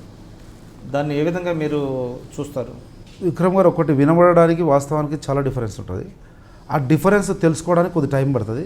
ఆ టైం ఇప్పుడు కాదు, ఇంకా కొద్ది టైం తర్వాత వస్తుంది. ఆ టైం వచ్చినప్పుడు తప్పకుండా తెలుస్తుంది ఒకటి. రెండవది, ఈ బై ఎలక్షన్స్ ఎప్పుడే కానీ ఎక్కడైనా చూడండి, జనరల్గా మీకు తెలుసు, నాకు తెలుసు, if you see the scenario of Indian political by election scenario, న్యాచురల్గా పవర్ పార్టీ ఎవరంటే వాళ్ళకు అడ్వాంటేజ్ ఉండడం వాస్తవం. దాంతోపాటు అపోహలు, ఆందోళన, అనుమానాలు అయితే ఉన్నాయి, ఏదో ట్యాంపరింగ్, ఈవీఎం ట్యాంపరింగ్ ఏదో అయిందని, దట్ ఈస్ డిఫరెంట్. ఇంకోటి, జనము ఒక 7-8 సంవత్సరాల నుంచి ఉద్యమం చేసి అలసిపోయి ఉన్నారండి తెలంగాణ రాష్ట్రంలో. మళ్ళీ బయటకు వచ్చి Vikram down I dream down అనే పరిస్థితులు లేరు అని అని అని అలసిపోయాను. ఒకవేళ అన్నా వాడి కడుపు మంటకు ఆందోళన, ఆవేశం, ఆక్రందన ఉంది కదా, వాటి కొరకు ఒకవేళ బయట వచ్చి అన్నా కానీ ఇప్పుడు ఏ మార్పు వచ్చే సందర్భమే లేదు. ఎందుకు? ఇంకా 3 ఏళ్ళు వీళ్ళు గవర్నమెంట్ ఉంటారు, 2 ఏళ్ళు గవర్నమెంట్ ఉంటారు. మనం ఏం చెప్పినా ఏం చేసినా ఆడు ఏం చేయాలన్నా చేస్తాడు. దాంతోపాటు ఒకవేళ సంపత్ కుమార్ వచ్చి బయట డౌన్ అంటే నన్ను అనగదొక్కే ప్రయత్నము, పోలీసునో లేకపోతే ఇంకో వ్యవస్థను పెట్టుకొని మీడియాను రానియకుండా న్యాయం కొరకు పోరాడితే మీడియా చెప్పదు, మీడియాను చెప్పే మీడియాను రానియకుండా అనదొక్కే సఫకేటెడ్ పొలిటిక్స్ నడుస్తున్నటువంటి పరిస్థితులు ఉన్నాయి కనుక సరి అయిన సమయం కొరకు వేచి చూస్తున్నారు తప్ప 100% కడుపులో మంట విపరీతంగా ఉంది. ఆ మంట బయటికి ఇప్పుడే తీసినా కానీ ఏం ప్రయోజనం లేదు. మనకు అండగా వచ్చేవాళ్ళు లేడు. అండగా ఎవడన్నా వస్తే వాడిని కూడా అనగదొక్కుతున్నారు కనుక సరైన సమయం. మీరు చెప్పండి, అంటే మీరు ఒక MLA, very vocal you are, మీకు మిమ్మల్ని ఏ విధంగా సప్రెస్ చేస్తుంది ప్రభుత్వం? అంటే మీరు అంటున్నారు మీరు అంటే అసెంబ్లీలో వేదికగా కానివ్వండి, బయట కానివ్వండి, ఎక్కడైనా కూడా మీరు ప్రభుత్వ వైఫల్యాన్ని పూర్తిగా ఎండగడుతున్నారు. మీరు ఏ విధమైన సప్రెషన్ మీరు ఎదుర్కొంటున్నారు? ఒకటి సింపుల్ నాదే చెప్తాను చూడండి. హౌస్లో ఆ రకంగా న్యాచురల్గా గవర్నమెంట్కు అగనెస్ట్ మాట్లాడతాడు. ఫ్యాక్ట్స్ నేను వితౌట్ ఎనీ డాక్యుమెంటరీ ఎవిడెన్స్ మాట్లాడనండి. It's my nature. Documentary evidence ఏమో ఉంటుంది మాట్లాడు అవన్నీ వాస్తవాలు మీద మీరు మాట్లాడారు. ఉట్టిగా ఏదో అది చెప్పిండు ఇది చెప్పిండు ఏదో అయింది నో. ఏదన్నా ఉంటే డాక్యుమెంటరీ ఎవిడెన్స్ లేకపోతే విత్ డేటు టైము ఇట్లా అయిందని అట్లా ఎవిడెన్స్ ఉంటే మాట్లాడతా. కనుక అట్లా మాట్లాడతాడు అనేది ఆడ మైక్ కట్ చేసి నన్ను మాట్లాడినారు. ఒకటి హౌస్లో, బయట మాట్లాడడం, ప్రెస్లో మాట్లాడతాం. మీ అందరికీ ఈరోజు అవునన్నా కాదన్నా ఐఎమ్ వెరీ ఓకల్ అన్నారు కదా, అందుకే చెప్తున్నాను. వాస్తవాలు చెప్పదలుచుకున్నాను నేను. ఇక్కడ కూడా వాస్తవాలు చెప్పక తెలిసిన మీనింగ్. అందరూ ఏదైనా విషయం చెప్తే వీళ్ళు చేసిన అన్యాయమో, అక్రమమో, అసమర్థతనో, వివక్షనో, వాస్తవ పరిస్థితిలో వాళ్ళ అన్నీ ఏది చెప్పినా కానీ అప్పటికి మాత్రం ఆ 10 నిమిషాలు మీడియా వాళ్ళు చూసిన వాళ్ళందరూ ఓహో ఇంత దౌర్భాగ్యమా అని అనుకుంటారండి. 5-10 నిమిషాలు స్క్రోలింగో బ్రేకింగో వస్తుంది. ఒకవేళ ఏదన్నా చెప్పినా కూడా, వాస్తవం చెప్పినా కూడా, దాని తర్వాత ఒక పెద్ద మనిషి ఉన్నాడు ఈరోజు రాష్ట్రంలో. ఆ పెద్ద మనిషి అందరూ పెద్ద మనుషులకు ఫోన్ చేస్తాడు. టీవీలలో ఉండేటోళ్ళకు, పేపర్లు ఉండేటోళ్ళకు వాళ్ళు చెప్పిందే. టీఆర్ఎస్ భవన్ పెద్ద మనిషి చెప్పిందే, తెలంగాణ భవన్ పెద్ద మనిషి చెప్పిందే. ఆ తెలంగాణ భవన్ పెద్ద మనిషే ఈరోజు ప్రగతి భవన్లో కూడా పెద్ద మనిషిగా ఉన్నాడు. ఆయన చెప్పిందే టీవీలల్లో, పేపర్లలో వస్తుంది తప్ప సంపత్ కుమారో, ఒక బీదోడో, ఒక రైతో, లేకపోతే టోటల్ కంట్రోల్ చేస్తున్నారు. 100% మీడియాను కంట్రోల్ చేస్తూ ఉన్నారు. అక్కడ అయిపోయింది. అసెంబ్లీ అయిపోయింది కదా, మీడియా అయిపోయింది కదా. కాన్స్టిట్యున్సీ విషయానికి వస్తే లేకపోతే ఇంకెక్కడ విషయానికి వస్తే మనం చెప్పింది ఒకటి ఉంటుంది. సింపుల్ ఎగ్జాంపుల్, ట్రాక్టర్లు కావాలి, నేను ఎమ్మెల్యేను, ప్రజాస్వామ్యయుతంగా it's my right to recommend.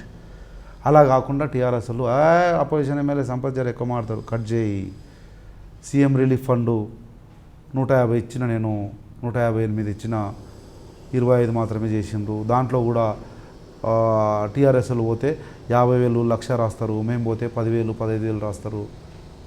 తర్వాత లోన్లు బ్యాంక్ మేనేజర్లకు, ఎండిఓలకు మంత్రితోటి ఫోన్లు చేయించి సఫోకేట్ చేసి ఆ రకంగా.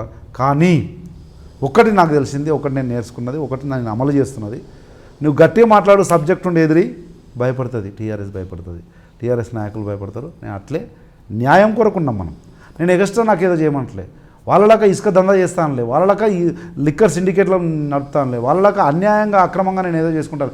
న్యాయం, జెన్యూన్, లీగల్, లయబుల్, హానెస్ట్గా, క్రెడిబుల్గా మన కాన్స్టిట్యున్సీకి ఏం కావాలో అవి మాత్రం బరాబర్ అడుగుతా. ఎవరైనా అడ్డు వస్తే ఎదిరిస్తా. ఆఫీసర్లో కూడా చెప్తా, this is my right to recommend in my particular constituency. Nobody should interfere. I will not entertain any kind of external interference in my constituency అని చెప్పి దబాయించి నా వరకు అయితే నేను చేసుకుంటున్నాను. మిగతా చాలా దగ్గరలో కానీ ఆ సఫకేషన్ అయితే ఉంది. వేరే అపోజిషన్ పార్టీ వాళ్ళని సఫకేట్ చేయడం జరుగుతుంది. దాంట్లో భాగంగా చాలా నియోజకవర్గాల్లో జరుగుతుంది, చాలా ప్రాంతాల్లో జరుగుతుంది. నా దగ్గర కూడా జరిగింది. అయినా కానీ ఎదుర్కొని తిరగబడి ముందుకు పోవాల్సిందే. I'm a Congress soldier, that's all. I will be in Congress. I have to fight for Congress and my constituency people. ఇది చెప్పండి. అంటే ఎమ్మెల్యేగా దాదాపుగా మూడు సంవత్సరాలు పూర్తి చేసుకున్నారు. అంటే ఇది పొలిటికల్కి సంబంధించింది అంటే ఏ పార్టీకి సంబంధించింది కాదు. ఒక ఎమ్మెల్యేగా ఉన్న వ్యక్తి, ఈరోజు ఉన్నటువంటి వ్యక్తి, వాళ్ళు మీరు గతంలో కంటే ఇప్పటికీ చాలా మార్పు చెందింది. అంటే మీరు అంటే సెల్ ఫోన్ అందుబాటులోకి రావడం వల్ల, మొబైల్ అందుబాటులోకి రావడం వల్ల ప్రతి కార్యకర్త మీకు ఫోన్లు చేయటం, తర్వాత అనేక సమస్యలు మీ దగ్గర ప్రస్తావించడం, అనేక ఇష్యూస్ని తీసుకురావడం అన్నీ జరుగుతున్నది. మీకు ప్రభుత్వ పరంగా లభిస్తున్నటువంటి జీతభత్యాలు మీరు క్షేత్రస్థాయిలో పెట్టే ఖర్చుకి సరిపోతున్నదా? అంటే ఎటువంటి, మీరు ఇందాక అన్నారు, నీతి నిజాయితీగా ఎటువంటి అక్రమాలకి పాల్పడకుండా, ఎటువంటి చేయకుండా ఒక ఎమ్మెల్యే తనకి న్యాయబద్ధంగా వస్తున్నటువంటి జీతభత్యాలతో కాన్స్టిట్యున్సీని నిర్వహించడం సాధ్యపడుతున్నదా? బేసికల్ ఒకటే, అంటే మనం ఎట్లా అలవాటు చేసినాము నియోజకవర్గ జనానికి అనే దాన్ని బట్టి ఉంటుందండి. సింపుల్ నేనే చెప్తాను. నేను అవునన్నా కాదన్నా అవుట్ ఆఫ్ 119 కాన్స్టిట్యున్సీలో నేను 119 ఎమ్మెల్యేలో ఆర్డినరీ ఎమ్మెల్యే, నేను బీద ఎమ్మెల్యేను కనుక పెద్ద ఎక్స్పెక్టేషన్స్ ఉండకపోవచ్చు నా మీద. అయినప్పటికీ స్టార్టింగ్ నుంచి మనం అలవాటు చేసే దాన్ని బట్టి ఇప్పుడు మాకు 2.5 lakhs అండి salary. 2.5 lakhs is at this moment 2.5 lakhs is okay. ఎందుకు గుడ్ ఎనఫ్? ఎందుకు డీజిల్, మా పిఏ, నా ఎక్స్పెండిచరు, బయట ఎప్పుడైనా ఉంటే తిండో అదో ఇదో డీజిల్ ఇవన్నీ ఓకే సెట్ అవుతుంది, నో ఇష్యూ. దాంతోపాటు నాకు నా బిజినెస్ ఎవరైనా కానీ ప్రతి ఎమ్మెల్యే కూడా ఈ ల్యావ్ ఈజ్ ఓన్ ఇన్కమ్ సోర్స్ కదా, రెవెన్యూ జనరేషన్ ఉంటుంది. నాకు బిజినెస్ ఉంది, ఆ బిజినెస్ కూడా వస్తుంది. కానీ ఒక్కటేమవుతుందంటే అండి, ఇది ఓకే ఒక యాంగిల్లో నేను చెప్తున్నా, yes at this moment okay.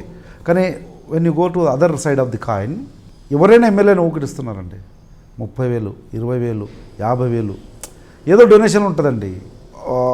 ఒక పూజ ఉంటుంది, గుడి ఉంటుంది, చర్చ్ ఉంటుంది, అంబేద్కర్ స్టాచ్యూ ఉంటుంది, లేకపోతే ఎడ్ల పందాలు ఉంటాయి, లేకపోతే కబడ్డీ పోటీలు ఉంటాయి, వాలీబాల్ పోటీలు ఉంటాయి. దానికి 20 అడుగుతాడు, 10 అడుగుతాడు. మన పేరు ఎమ్మెల్యే స్పాన్సర్డ్ ఫస్ట్ ప్రైజ్ కాకుండా థర్డ్ ప్రైజ్ ఇవ్వలేము. నేను ఎమ్మెల్యే కాకుండా ఇచ్చేది థర్డ్ ప్రైజ్ ఇచ్చేది. అక్కడక్కడ కొన్ని కంపల్సరీ ఉండేవి. ఎందుకు ఒక లీడర్గా ఎస్టాబ్లిష్ కావాలి అని చెప్పి ఇచ్చేది. అప్పుడు 5,016, 10,016 ఇస్తే సరిపోయేది. ఎవరు నో ఎవడి లాక్స్, అరే ఓకే ఇస్తున్నాడు దాన్ని. ఇప్పుడు ఎమ్మెల్యే కదా, థర్డ్ ప్రైజ్ ఇవ్వకూడదు, ఫస్ట్ ప్రైజ్ ఇవ్వాలి. అంటే ఏం చేయాలి? 50,116, లేదంటే 1,116, 25,116. అటువంటివి ఏడాదికి ఒక్కొక్క మండలం 5-6 వస్తే మీరు ఆలోచన చేయండి. ఎవ్రీ సీజన్ ఉంటుందండి. ఎందుకంటే అది అక్కడ ఇబ్బంది అవుతుందండి. నేను కూడా I'm very honest. You can go through, you can check any kind of, ఏ రకమైన క్రాస్ చెక్ చేసుకోవచ్చు. కానీ చెప్తున్నా అప్పుడు అనిపిస్తుంది, అబ్బాయి ఎక్కడ బాబు ఏంది ఇది, ఎక్కడి నుంచి తేవాలి ఏంది, అది అనిపిస్తుంది. కానీ 2.5 lakhs it's a very big salary. Apart from that I'm earning from my business. This matching with these two definitely I can have a very good life, no issue. కానీ ఇటువంటివన్నీ ఉంటాయి చూడండి. ఇప్పుడు మన రాహుల్ గాంధీ ప్రోగ్రామ్ అయిందండి. రాహుల్ గాంధీ ప్రోగ్రామ్కి ఏం చేయాలి? నేను కొద్దిగా రాహుల్ గాంధీకి ఇన్నర్ ఇదిలో ఆయన టీంలో ఉన్నా అని భావిస్తా కనుక కొద్దిగా అందరికంటే ఎక్కువ చేయాలి. రాహుల్ గాంధీ ప్రోగ్రామ్ కదా, 222 బండ్లు పెట్టినా, నా బండ్లు దొరకలే. చిన్న ఏరియా కదా, దొరకలే. కర్నూలు నుంచి తెచ్చుకున్నా, కొన్ని రాయచూరు నుంచి తెచ్చుకున్నా. కానీ ఆ జీల్ ఉంది, ఎక్కువ బండ్లు నా కాన్స్టిట్యున్సీ నుంచి పోవాలి. 220 బండ్లు. Longest constituency is my constituency, very far from Sangareddy, border కదా నాది. అయినా కానీ నాకు 5 ఉంది. ఉట్టికి రాకూడదు, మామూలు మంచి ర్యాలీతో రావాలి, జెండాలు పెట్టుకోవాలి, పోస్టర్లు పెట్టుకోవాలి, flex. It's my passion when I to politics. అది దట్స్ వాట్ నా స్టైల్ని బట్టి ఉంటుంది. నేను ఇవ్వడం అలవాటు చేసిన అనుకోండి, అడుగుతారు గుడికో, గోపురానికో, మసీదుకో, చర్చికో, అంబేద్కర్ స్టాచ్యూకో, ఎడ్ల పందాలకో అడుగుతారు. నేను నోను అసలు 7 ఎమ్మెల్యే అని ఒక 3 నెలలు 6 నెలలు అట్లా మెయింటైన్ చేసినాం అనుకోండి, ఈయన ఎవరికి ఇయ్యడు భయ్య అని ఎవరికి ఇయ్యనట్లు. కానీ ఎమ్మెల్యే కాకముందే ఇవ్వడం అలవాటు చేసినాము. కానీ అట్ ది సేమ్ టైం అంటే మీ నియోజకవర్గంలో ఎవరైతే టీఆర్ఎస్ అధికార పార్టీ అభ్యర్థి ఉంటాడో ఆయన ఎక్కువ పనులు తెచ్చుకోగలిగి ఎక్కువ మందిని కార్యకర్తలని సాటిస్ఫై చేయగలుగుతున్నటువంటి సమస్యల్లో అటువంటి నేపథ్యంలో మీరు మీ కేడర్ని కాపాడుకోవడం కూడా కష్టమే కదా. 100%. అందుకే ఆ పరిస్థితి రాని అన్న దగ్గర. ఆమె ఎమ్మెల్యే డెమోక్రటిక్ సిస్టమ్ చెప్తా ఉంది. MLA if any discretionary power or anything is there, MLA has to recommend, that's all. అని పవర్ పార్టీ వాళ్ళు తెస్తే నడవనియను. అక్కడ మీ నియోజకవర్గంలో టీఆర్ఎస్ హవా లేదా? ఉంటుంది చేసుకుంటారు వాళ్ళు కూడా, చేసుకొని. ఎస్, మేము కూడా రేపు మేము పవర్లోకి రావచ్చు, నేను ఓడిపోవచ్చు. నేను అంత ఈజీగా ఆలోచన చేసేవాడిని, నేనే ఉంటా ఎప్పుడు నేనే. We should be little practical కదా. అటువంటిప్పుడు కూడా మేము చూసినాం కదా, 25 ఏళ్ళు రాజకీయ అనుభవం ఉంది అంటున్నాం. అప్పుడు కూడా చూసినా నేను పవర్ పార్టీ వాళ్ళలో ఎమ్మెల్యే లేకపోతే న్యాచురల్గా వాళ్ళకి కొద్దిగా నడుస్తుంది. నడవాలి, వాళ్ళ పవర్ ఉన్నప్పుడు న్యాచురల్గా మంత్రికి ఇప్పుడు మా ఫండ్స్ ఉన్నాయి, మంత్రి సగం మేము సగం అంటాం. మంత్రి సగం అంటే ఏంది? పవర్ పార్టీ అక్కడ ఓడిపోయిన అతనే కదా తీసుకునేది. ఆ రకం ఉంటుంది. But it should not cross the limit. నేను కూడా నా లిమిట్ క్రాస్ కాకూడదు. నేను ఎమ్మెల్యే అయినా కానీ ఓవర్ షాడో చేయనంత వరకు మీకు ఇబ్బంది. ఎస్ న్యాచురల్ డెమోక్రటిక్ పొలిటిక్స్లో నేను ఎలా పోతున్నానో వాళ్ళు కూడా అలా పోతుంటారండి. బట్ డెమోక్రటిక్గా నేను ఎలక్ట్ అయినా కనుక నేను I will be upper hand. కానీ వాళ్ళ పవర్ పార్టీ ఉంటుందాక వాళ్ళ పవర్ పార్టీ ద్వారా ఏదో చేస్తూ ఉంటారు. సేమ్ ఒకవేళ దురదృష్టవశాత్తు నేను ఒకవేళ కాంగ్రెస్ పార్టీ గవర్నమెంట్ వచ్చి నేను రేపు ఓడిపోయినా, ఆయన ఒకవేళ ఎవరైనా టీఆర్ఎస్లో అక్కడ గెలిచారు, అప్పుడు నేను కూడా అలాగే చేస్తాను కదా. అందుకని 20 సంవత్సరాలు చూసిన రాజకీయాలు పార్టీకి ఉండేటువంటి అడ్వాంటేజ్ ఉంటుంది కొద్దిగా. కానీ MLA should be upper hand, not should be democratic ప్రొసీజర్లో ఈ షుడ్ బి. కనుక ఆ రకంగా ఇప్పుడు ఉన్నాను నేను.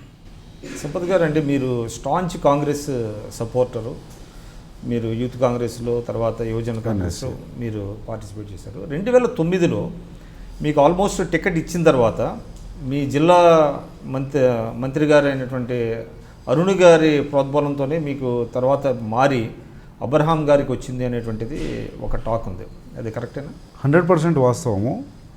ఒకటేంటంటే మా అల్లంపూర్ నియోజకవర్గము అప్పుడే ఫస్ట్ టైం రిజర్వ్ అయిందండి. అంతకుముందు మీరు అరుణమ్మ గారు అంటున్నారు, అరుణమ్మ గారితో పాటు చెల్లా వెంకటరామరెడ్డి గారని నీలం సంజయ్ రెడ్డి గారు మనవారు అక్కడ ఎమ్మెల్యే, ఇండిపెండెంట్గా గెలిచి కాంగ్రెస్లో జాయిన్ అయినటువంటి MLA. They are the Congress man in Alampur constituency. అయితే ఆ టైంలో ఫస్ట్ టైం రిజర్వ్ అయింది కనుక నాకు టికెట్ వచ్చింది.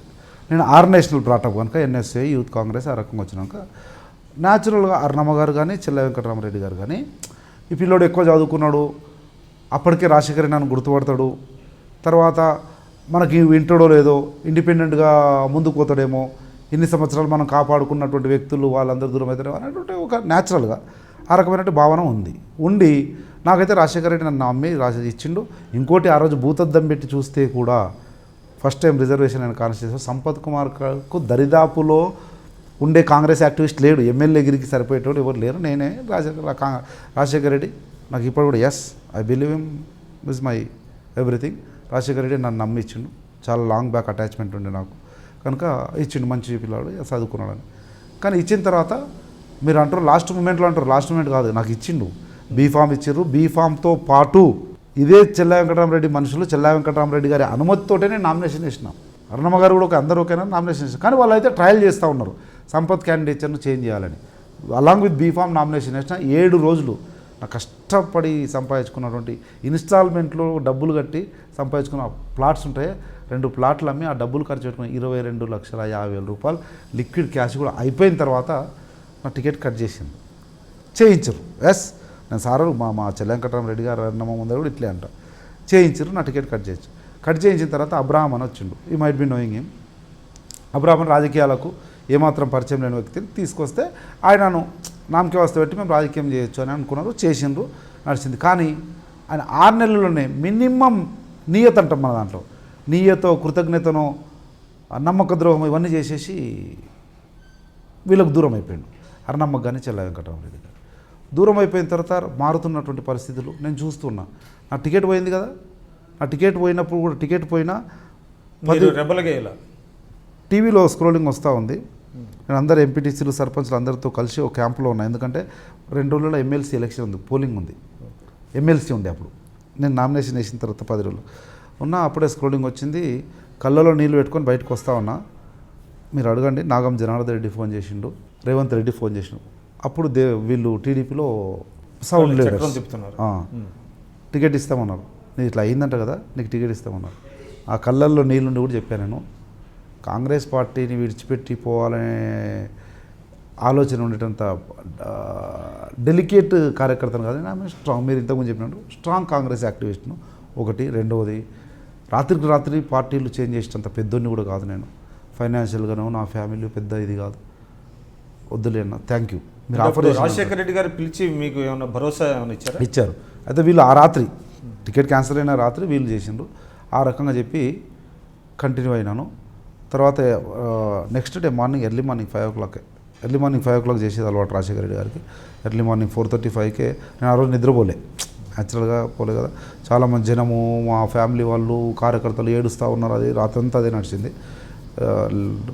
ఎర్లీ మార్నింగ్ ఫోన్ చేసి రాజశేఖర రెడ్డి గారు, నేను ఎలక్షన్ క్యాంపెయిన్లో భాగంగా వస్తున్నా, నాగర్ కర్నూలు వస్తున్నా, నువ్వు విత్డ్రా చేసేసి నాగర్ కర్నూలు రా, నా బస్ ఎక్కువ, నేను నీతో మాట్లాడతా, టికెట్ ఇచ్చింది నేనే, ఇప్పుడు తీసుకుంటున్నది నేనే, I will take care of you, you are my man, don't worry about all అది అది చెప్పింది. సరే okay, whatever it is, సరే అన్న విత్డ్రా చేసుకున్నా.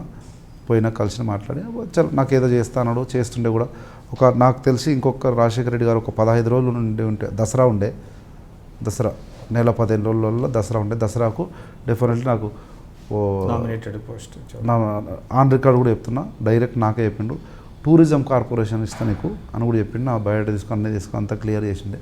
But fortunate or unfortunate now we are at this moment. కనుక ఆ రకంగా పోయిన తర్వాత ఎలక్షన్లో అయిపోయింది కదా, నేను అలాగే పడి ఉన్నా కనుక కాంగ్రెస్ పార్టీలో కాంగ్రెస్ పార్టీ ఐడియాలజీ ఉంది కనుక అబ్రామ్ ఏమో అర్ణమ్మకు చెల్ల వెంకటరామరెడ్డికి దూరమై సొంతం వ్యవహారం చేయడానికి అలవాటు పడ్డాడు. దాంతోపాటు డబ్బులు అడ్డగోలుగా డబ్బులు కార్యకర్త మన చిన్న పెద్ద అనేది చూడకుండా అడ్డగోలు ప్రతిదానికి వర్క్కు డబ్బులు 10% ఇవ్వాలి, వర్క్ తీసుకుపోవాలి. మా ఫండ్స్ ఉంటాయి కదా, లేదంటే గవర్నమెంట్ ఫండ్స్ వస్తే అప్పుడు గవర్నమెంట్ ఉంది, తెలంగాణ ఉద్యోగం ఉంది, విపరీతమైన ఫండ్స్ వచ్చినాయి, తెలంగాణ ఎమ్మెల్యేలు ఎటు పోకూడదని. ఆ ఫండ్స్ను అమ్ముకున్నాడు, తన ఫండ్స్ను అమ్ముకున్నాడు. ఏ పైరవి చేయాలన్నా, ఫోన్ చేయాలన్నా, లెటర్ ఇవ్వాలన్నా ఏ దానికన్నా డబ్బులు లేకుండా వినలే. ఆ రకంగా వీళ్ళకు కూడా దూరమైంది. ఆ క్రమంలో నేను మాత్రం అట్లే honest. That is the case. మీకు యాంటీ కాంగ్రెస్ రావాలి కదా, అబ్రహాం గారు మీరు అంటున్నారు. సరే, ఇప్పుడు ఆయన డిఫెండ్ చేసుకోవడానికి ఇక్కడ లేరు, కానీ మీరు ఆయన మీద కొన్ని యాస్పర్షన్స్ చేశారు. అది కరెక్టా రాంగ్ అనేది పక్కన పెడితే, అంటే వ్యక్తి కంటే కూడా పార్టీకి నష్టం జరుగుతుంది కదా. యువర్ మిస్టేక్ అని విక్రమ్ గారు. కాంగ్రెస్ పార్టీ నన్ను ఎమ్మెల్యే అయ్యి బీదా బిక్కి చూడకుండా అడ్డగోలుగా పైసలు తినని చెప్పదు. కాంగ్రెస్ పార్టీ భావజాలం అని మేనిఫెస్టో ఇస్తుంది. ఆ మేనిఫెస్టోని పెట్టుకొని పోతాము, ఎలక్షన్లో ఓట్లు వేస్తారు. నేను కాంగ్రెస్ పార్టీ ఎమ్మెల్యేనే అవుతా. కాంగ్రెస్ పార్టీ ఒక మొన్న మీటింగ్ పెట్టి చెప్పింది. ఏం చెప్పింది? అది కాంగ్రెస్ పార్టీ చెప్పినట్లు. కానీ రోజు 3% తీసుకో, 5% తీసుకో, 10%. అది వ్యక్తిగతంగా చేసినాక అట్లా వాళ్ళకు దూరమైండు. నేను మాత్రం హానెస్ట్గా అట్లే ఉండి అర్ణమ్మ గారికి, చెల్ల వెంకటరామరెడ్డి గారికి, అమ్మ నేను మంచోని 20 చేయాలని చెప్తూనే ఉన్నా. వాళ్ళే ఒకనొక టైంలో రియలైజ్ అయ్యారు. కాంగ్రెస్ పార్టీ నాకు టికెట్ ఇచ్చింది. అబ్రామ్ కీలక అంటే మీరు చెప్పండి, యూఆర్ అన్ ఎడ్యుకేటెడ్ పొలిటీషియన్, మీకు మీరే చెప్పారు. Yes, it is true. కానీ ఒక ఫ్యూడల్ భావజాలానికి అంటే సాగిలు పడినట్లుగా వాళ్ళు అన్యాయం చేసినప్పటికీ వాళ్ళ మీద తిరుగుబాటు చేయకుండా తిరిగి వాళ్ళతోనే సైల్ అవటం అనేటువంటిది అది ఒక రకమైనటువంటి బాధాకరమైనటువంటి అంశమే కదా. No, your mistake. ఎందుకంటే మీరు ఫ్యూడల్ అన్నారు చూడండి. విక్రమ్ గారికి 5 ఓట్లు ఉన్నాయి. ఒక ఊరికి వస్తే విక్రమ్ గారికి 5 ఓట్లు ఉన్నాయంటే మీ ఇంటికి వచ్చి అన్న విక్రమ్ అన్న దయచేసి నేను మంచిగా బీదను మంచి పని చేస్తున్నా, నీ 5 ఓట్లు నాకే అన్నాను అంటాం కదా. 5,000 ఓట్లున్న ఆయన దగ్గరికి వస్తే తప్పేమి, 10,000 ఓట్లున్న వాళ్ళ దగ్గరికి వస్తే తప్పేమి. నీ 5 ఓట్లు అనేటివి నీ కుటుంబం. కానీ ఒక్కొక్క నాయకునికి నేను ఐ బిలీవ్ చెల్లా వెంకటరామరెడ్డి అంటే ఆయనకు ఒక వ్యవస్థ ఉండొచ్చు, ఆయనకు ఒక గ్రూప్ ఉండొచ్చు, కొన్ని ఊర్లు ఉండొచ్చు, ఒక 3,000, 5,000, 10,000 ఓట్లు ఉండవచ్చు. డీకే అన్నగారికి ఆమెకు ఒక 1,000, 500, 10,000 ఓట్లు ఉండొచ్చు. వారు చెప్తే వింటుండవచ్చు. అన్ని సంవత్సరాల అర్ణమ్మ గారు ఒక ఐజ మండలి ఇంతకుముందు వారి కాన్స్టిట్యూన్సీలో ఉండింది. చెల్ల వెంకటరామరెడ్డి గారు అంతకుముందు ఎమ్మెల్యే. చెల్ల వెంకటరామరెడ్డి గారు ఫాదర్ ఎప్పుడో లాంగ్ బ్యాక్ ఎమ్మెల్యే, మంత్రి అలంపూర్ నుంచి. ఆ రకంగా వాళ్ళ ఇన్ఫ్లుయెన్స్ వల్ల ఓట్లు వస్తాయి. వాళ్ళ ఇన్ఫ్లుయెన్స్ వల్ల నాకు సలహాలు సూచనలు వస్తాయి. నేను అలంపూర్లో ఒక మంచి నాయకునిగా ఎదగలుగుతా అన్నప్పుడు డెఫినెట్లీ తీసుకుంటా. వాళ్ళవే కాదు, చాలామంది తీసుకున్నా. నేను మీలాంటి చాలామంది పెద్దల ఆశీర్వాదం తీసుకున్నా, చాలామంది పెద్దలను అడుక్కున్నా, బతిమిలాడినా, వాళ్ళ సలహాలు సూచనలతో ముందుకు పోయినా. మా కమ్యూనిటీలో ఎస్సీలు ఉంటారు. Highest SC populated constituency is my constituency. నా దగ్గర ఎస్సీలు చాలామంది వైబ్రేటెడ్ ఎస్సీలు ఉంటారు, మంచి నాలెడ్జ్ ఉన్న వాళ్ళు ఉంటారు.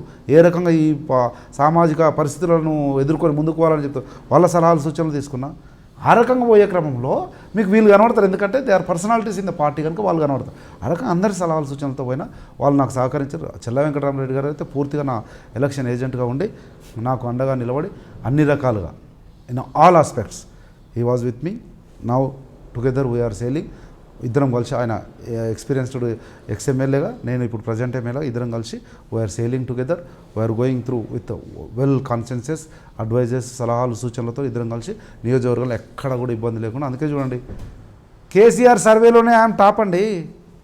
It's not that much easy. I'm a very small creature in the political scene. KCR గారు చేసిన సర్వేలోనే అదర్ దెన్ టీఆర్ఎస్ నేను టాప్ ఉన్నా ప్రతిపక్షంలో. మొత్తం స్టేట్లో 5th ర్యాంక్ ఇచ్చిండు నాకు.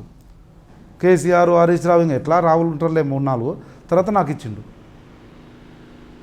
ఆయన ఇచ్చిండా వచ్చిందా కదా ఏనేవు అంటే ఆ రకంగా చేసుకుంటూ పోతున్నాం. పని చేయడం తప్ప పెద్ద కాన్స్టిట్యున్సీ వరకు అట్లే ఉంటుంది. ఇక్కడ వచ్చేసరికి నా పార్టీ, నా ఐడియాలజీ, నా జాతి కొరకు ఇక్కడ మాట్లాడుతాను. నేను కాన్స్టిట్యున్సీలో మాత్రం రాజకీయాల కంటే ఎక్కువ ప్రజా సమస్యలు, ప్రజల బాగు గురించి అక్కడ ఎక్కువ నేను రాజకీయాలు మాట్లాడు. ఎవరున్నారు ఏమన్నా బీదోడు వచ్చిండి పని చేయాలి. I'm here to do the service for this particular constituency people. ఎవరనుండకోకో I MLA for the constituency, not for Congress man who voted 52,000 of votes for me. No, I'm here as MLA for 2,06,000. ఆ రకంగా ముందుకు పోతున్నాం. అంటే రాజకీయాల్లో కొన్ని సమయాల్లో రాజీ పడక తప్పదంటారు. 100%.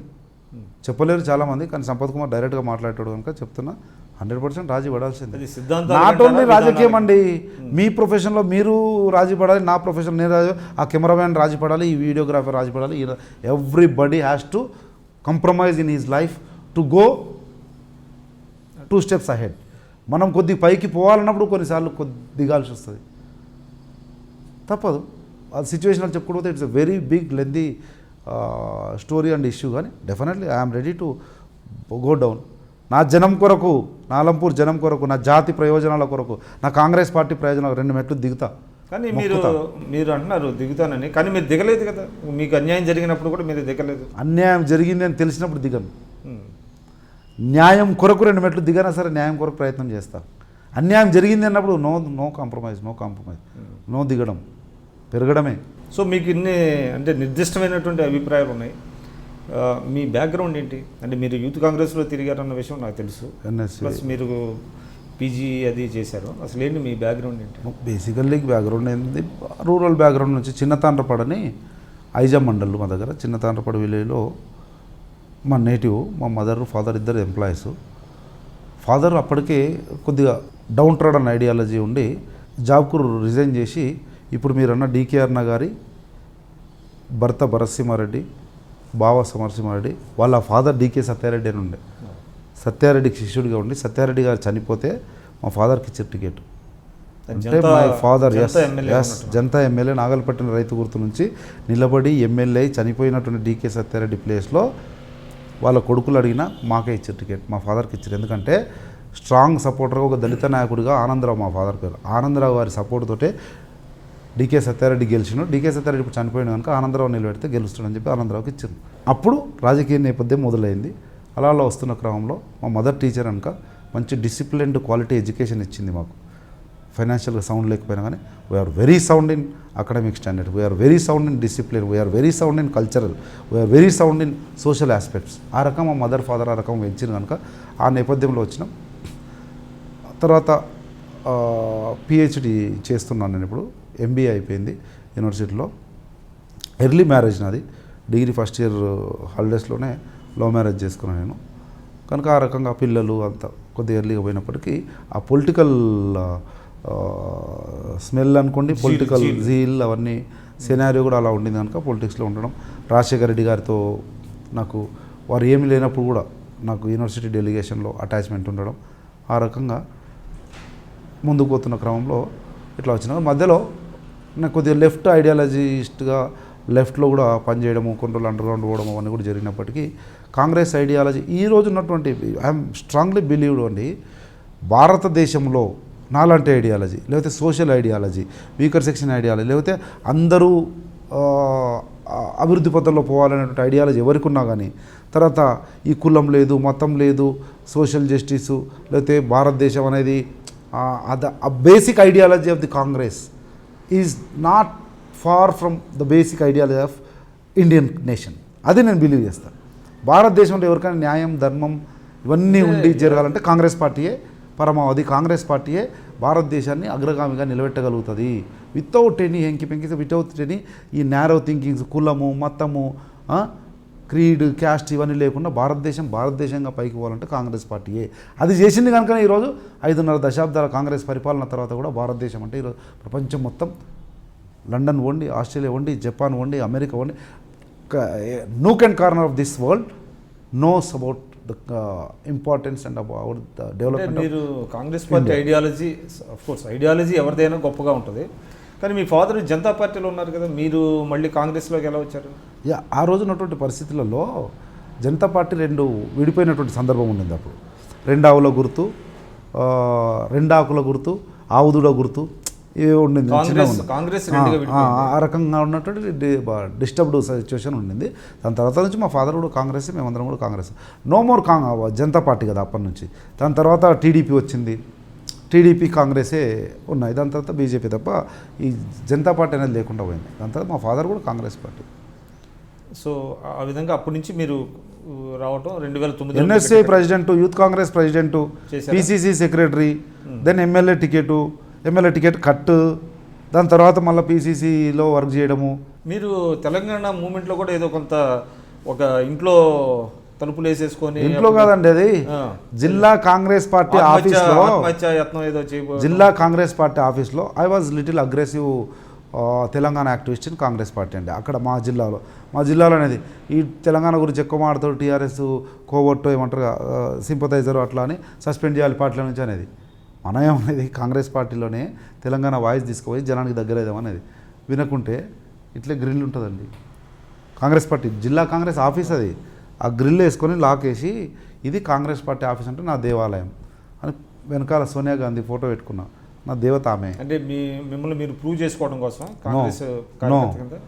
కాంగ్రెస్ మా జిల్లాలో ఉన్న కాంగ్రెస్ నాయకుల, మీరు చెప్పిన ఇంతకుముందు చెప్పిన సోకాల్డ్ నాయకుల కళ్ళు తెరిపించడానికి మహబూబ్నగర్ జిల్లాలో కాంగ్రెస్ పార్టీ బతకాలంటే కాంగ్రెస్ పార్టీ కూడా తెలంగాణ కొరకే పోరాడుతుంది, తెలంగాణనే కావాలంటుంది అని ఎవడో ఒకటి చెప్పకపోతే కాంగ్రెస్ పార్టీ సంకనాకపోతుంది. మహబూబ్నగర్ జిల్లాలో మీకు పెద్దోళ్ళ కళ్ళకు కనబడతలేదు అని చెప్పి అది తెలవడానికి నేను పిసిసి కార్యదర్శిగా కాంగ్రెస్ పార్టీ గ్రిల్లు లాక్ చేసుకొని సోనియా గాంధీ బొమ్మ పెట్టుకొని ఆమరణ దీక్ష కూర్చున్న 3 రోజులు. అప్పుడు వీరప్ప మొయిలి మాకు AICC general secretary and incharge Telangana, he wrote a letter, we are appreciating your sacrificing the words exactly, we are appreciating your sacrificed agitation towards Telangana as a separate state. Definitely we will look into the matter, please give up అని నాకు letter రాసిండు వీరప్ప మొయిలి గారు. That is my character, that is my commitment. I went 6 days jail for Telangana movement. తెలంగాణలో 6 రోజులు జైలుకు పోయినా. I'm proud to be here. ఇంత చదువు చదివినా, ఇంత పాలిష్డ్ ఇది ఉన్నా 6 రోజులు నా తెలంగాణ కొరకు జైలుకు పోయినా సంతృప్తిగా ఉంది. చచ్చిపోయేటప్పుడు నా పిల్లలు కూడా అనుకుంటారు, మా డాడీ తెలంగాణ కొరకు జైలుకు పోయినా. యాస్, నేను కూడా చచ్చిపోయేటప్పుడు అనుకుంటా నా జనం కొరకు, మా అలంపూర్ ప్రజల కొరకు, ఆర్డీఎస్ కొరకు 4 రోజులు జైలుకు పోయినా. ఆడ 4 రోజులు, ఇక్కడ 6 రోజులు పోయినాక జైలుకు పోయి ఏం తిన్నా ఏం చేసినా కానీ I'm proud to be here. నా జనం కొరకు పోయినా, నా ఆకాంక్ష కొరకు పోయినా, నా ప్రజల కొరకు పోయినా. That's what people see. Nature should accept అండి. నేచర్ ఇన్ ద సెన్స్ సమాజం కావచ్చు, దేవుడు కావచ్చు, పరిస్థితులు కావచ్చు, ప్రజలు ఆ సిచ్యువేషన్ కావచ్చు, ఇవన్నీ ఎప్పుడు accept. Somewhere you should have some morals, some ethics, some credibility, some sacrifice. Then only all these will accept. ఆ రకంగా నాకు ఆ యాక్సెప్టెన్స్ దొరికింది కనుక ఐఎమ్ ప్రౌడ్. No issue. కానీ మహబూబ్ నగర్ జిల్లాలో తెలంగాణ వాదం అంత బలంగా ఉందంటారా? 100%. తెలంగాణ వాదానికి మహబూబ్నగరే అండి విత్తనం వేసింది. మా గురువు చిన్నారెడ్డి, డాక్టర్ జిల్లాల చిన్నారెడ్డి టీఆర్ఎస్ పార్టీ పుట్టకముందే, యూ షుడ్ నోట్ ద 99లో టీఆర్ఎస్ పార్టీ పుట్టకముందే కాంగ్రెస్ ఫోరం ఫర్ తెలంగాణ అని మా ఎంపీ మల్లికార్జున్ గారు, అప్పుడు చెన్నారెడ్డి శిష్యుడుగా ఉండి 69 ఉద్యమంలో అగ్రెసివ్గా ఉన్నటువంటి మల్లికార్జున్ గారు స్థాపించినటువంటి Congress forum for Telangana CFT Mallikarjuna garu పరమపదించిన తర్వాత చిన్నారెడ్డి గారు దాన్ని టేకప్ చేసి సిఎల్పికి రాజీనామా, సిఎల్పి కార్యదర్శి ఉండి రాజశేఖర రెడ్డికి అత్యంత సన్నిహితుల్లో ఒకడు చిన్నారెడ్డి. మీకు కూడా ఐడియా ఉంది. అటువంటిది రాజశేఖర రెడ్డి దూరమై తెలంగాణ వాదాన్ని ఎత్తుకొని సిఎఫ్టి ప్రెసిడెంట్ అయ్యి నడిపించుండు. సిఎఫ్టీలో వారు చిన్నారెడ్డి ప్రెసిడెంట్ అయితే నేను యూత్ ప్రెసిడెంట్ను. ఆ రకంగా Telangana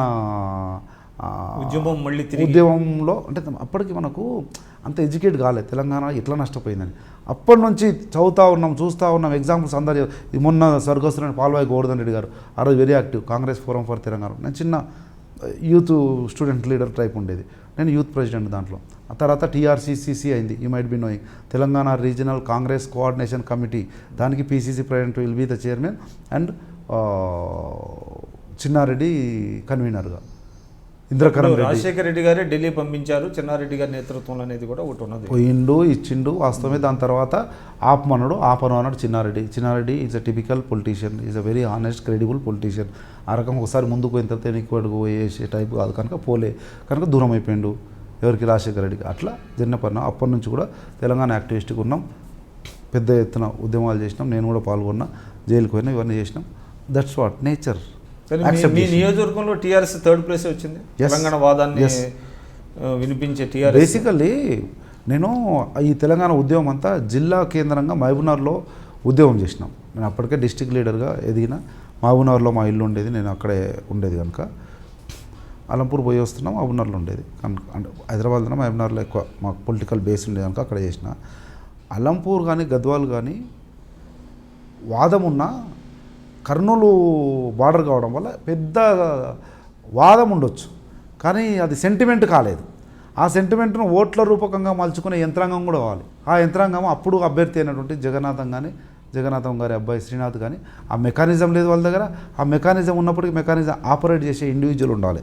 politically sharp individual should operate the mechanism. ఆ మెకానిజం లేదు, ఆపరేట్ చేసేటం లేదు వాళ్ళ దగ్గర. కనుక థర్డ్ ప్లేస్ పోయినారు. దాంతోపాటు అప్పుడు సిట్టింగ్ ఎమ్మెల్యే అయినటువంటి నా టికెట్ లాక్కొని ఎమ్మెల్యే అయినటువంటి అబ్రాము టీడీపీలోకి పోయిండు.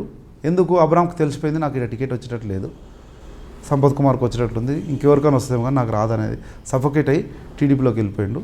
కాంగ్రెస్ పార్టీ అయితే తల్లి అప్పుడు కూడా మీకు అధిష్టానం ఇచ్చింది రాష్ట్ర నాయకత్వం కాదనేది ఒకటి ఉన్నది. 100% 2014 రాష్ట్ర నాయకత్వం, నా జిల్లా నాయకత్వం ఎవరు కూడా సంపత్ కుమార్ని యాక్సెప్ట్ చేయలే. వీడు ఇంత ఇప్పుడే షార్ప్ ఉన్నాడు, ఈ కులంలో ఈ ఏజ్లో ఇంత షార్ప్ ఉంటే మాకు అందడు అని ఎవ్వరు కూడా యాక్సెప్ట్ చేయలే నన్ను. అందరు ఎవరు I was knocking the doors of everybody, the personalities in the Congress today.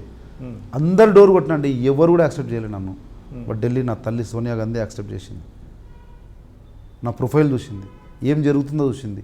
ఢిల్లీలో పోయి నా మొర పెట్టుకునే అవకాశం ఒక దగ్గర దొరికింది మీ మీడియా ద్వారానే.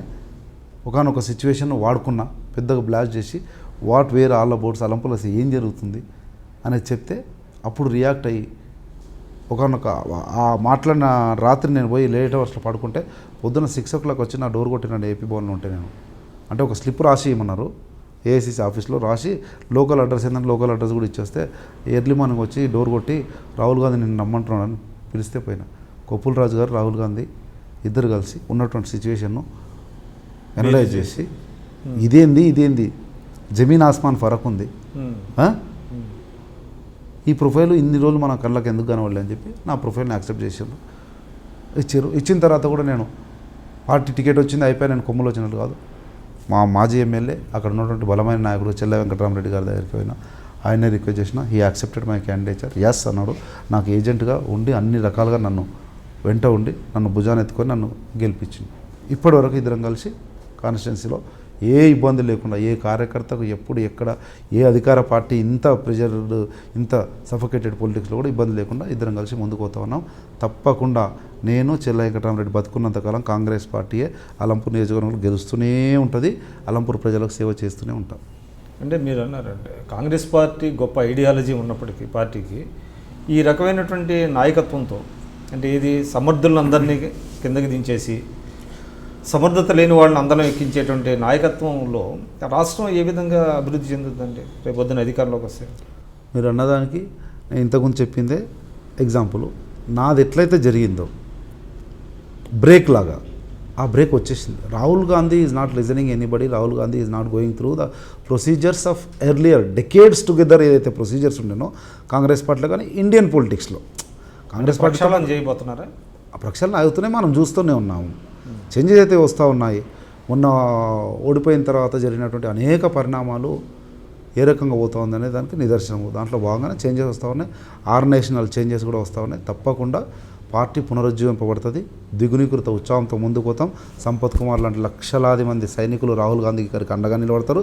ఈరోజు భారతదేశంలో ఉన్నటువంటి ఈ ఒక టిపికల్ సఫోకేటెడ్ హ్యూమిలేటెడ్ కార్పొరేట్ కనుసైగల్లో నడిచే రాజ్యం కాకుండా ప్రజారాజ్యం, రైతు రాజ్యం, వ్యవసాయ ఆధారిత రాజ్యం, బడుగు బలహీన వర్గాల రాజ్యం, గ్రామీణ రాజ్యం, అన్ని వర్గాల అభివృద్ధిని కోరుకునే రాజ్యం రాహుల్ గాంధీ నాయకత్వంలో అక్కడ రావాలి. ఇక్కడ కూడా very open I'm telling as and day Uttam Kumar Reddy is my party pride. Uttam Kumar Reddy will be the leader under the leadership of Uttam Kumar Reddy. ఇక్కడ కూడా ఈ నలుగురి పాలన పోయి 4 కోట్ల మంది తెలంగాణ ప్రజల పాలన రావాలంటే కాంగ్రెస్ పార్టీ ఉత్తమ్ కుమార్ రెడ్డి నాయకత్వంలో వస్తుంది.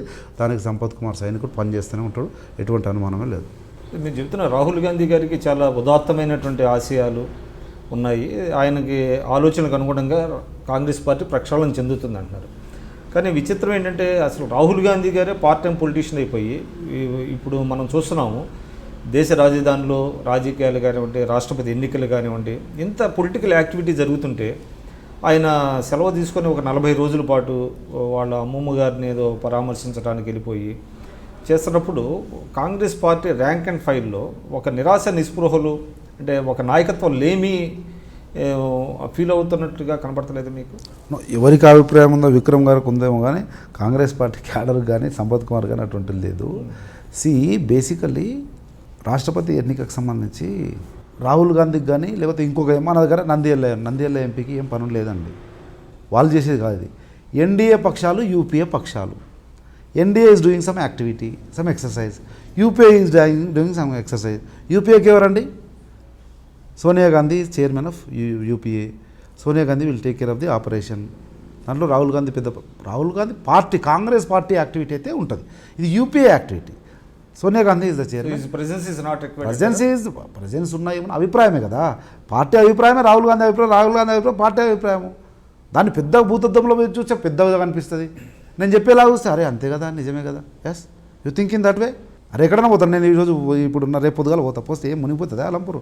సింపుల్ అంటే 15 రోజులు పోతా, ఫ్యామిలీ కొరకన్నా పోతా, లేకపోతే నా సమ్మర్ ట్రిప్ కన్నా పోతా, లేకపోతే మా అబ్బాయిని చూడడానికి పోతా, ఏదైనా ఉండొచ్చు.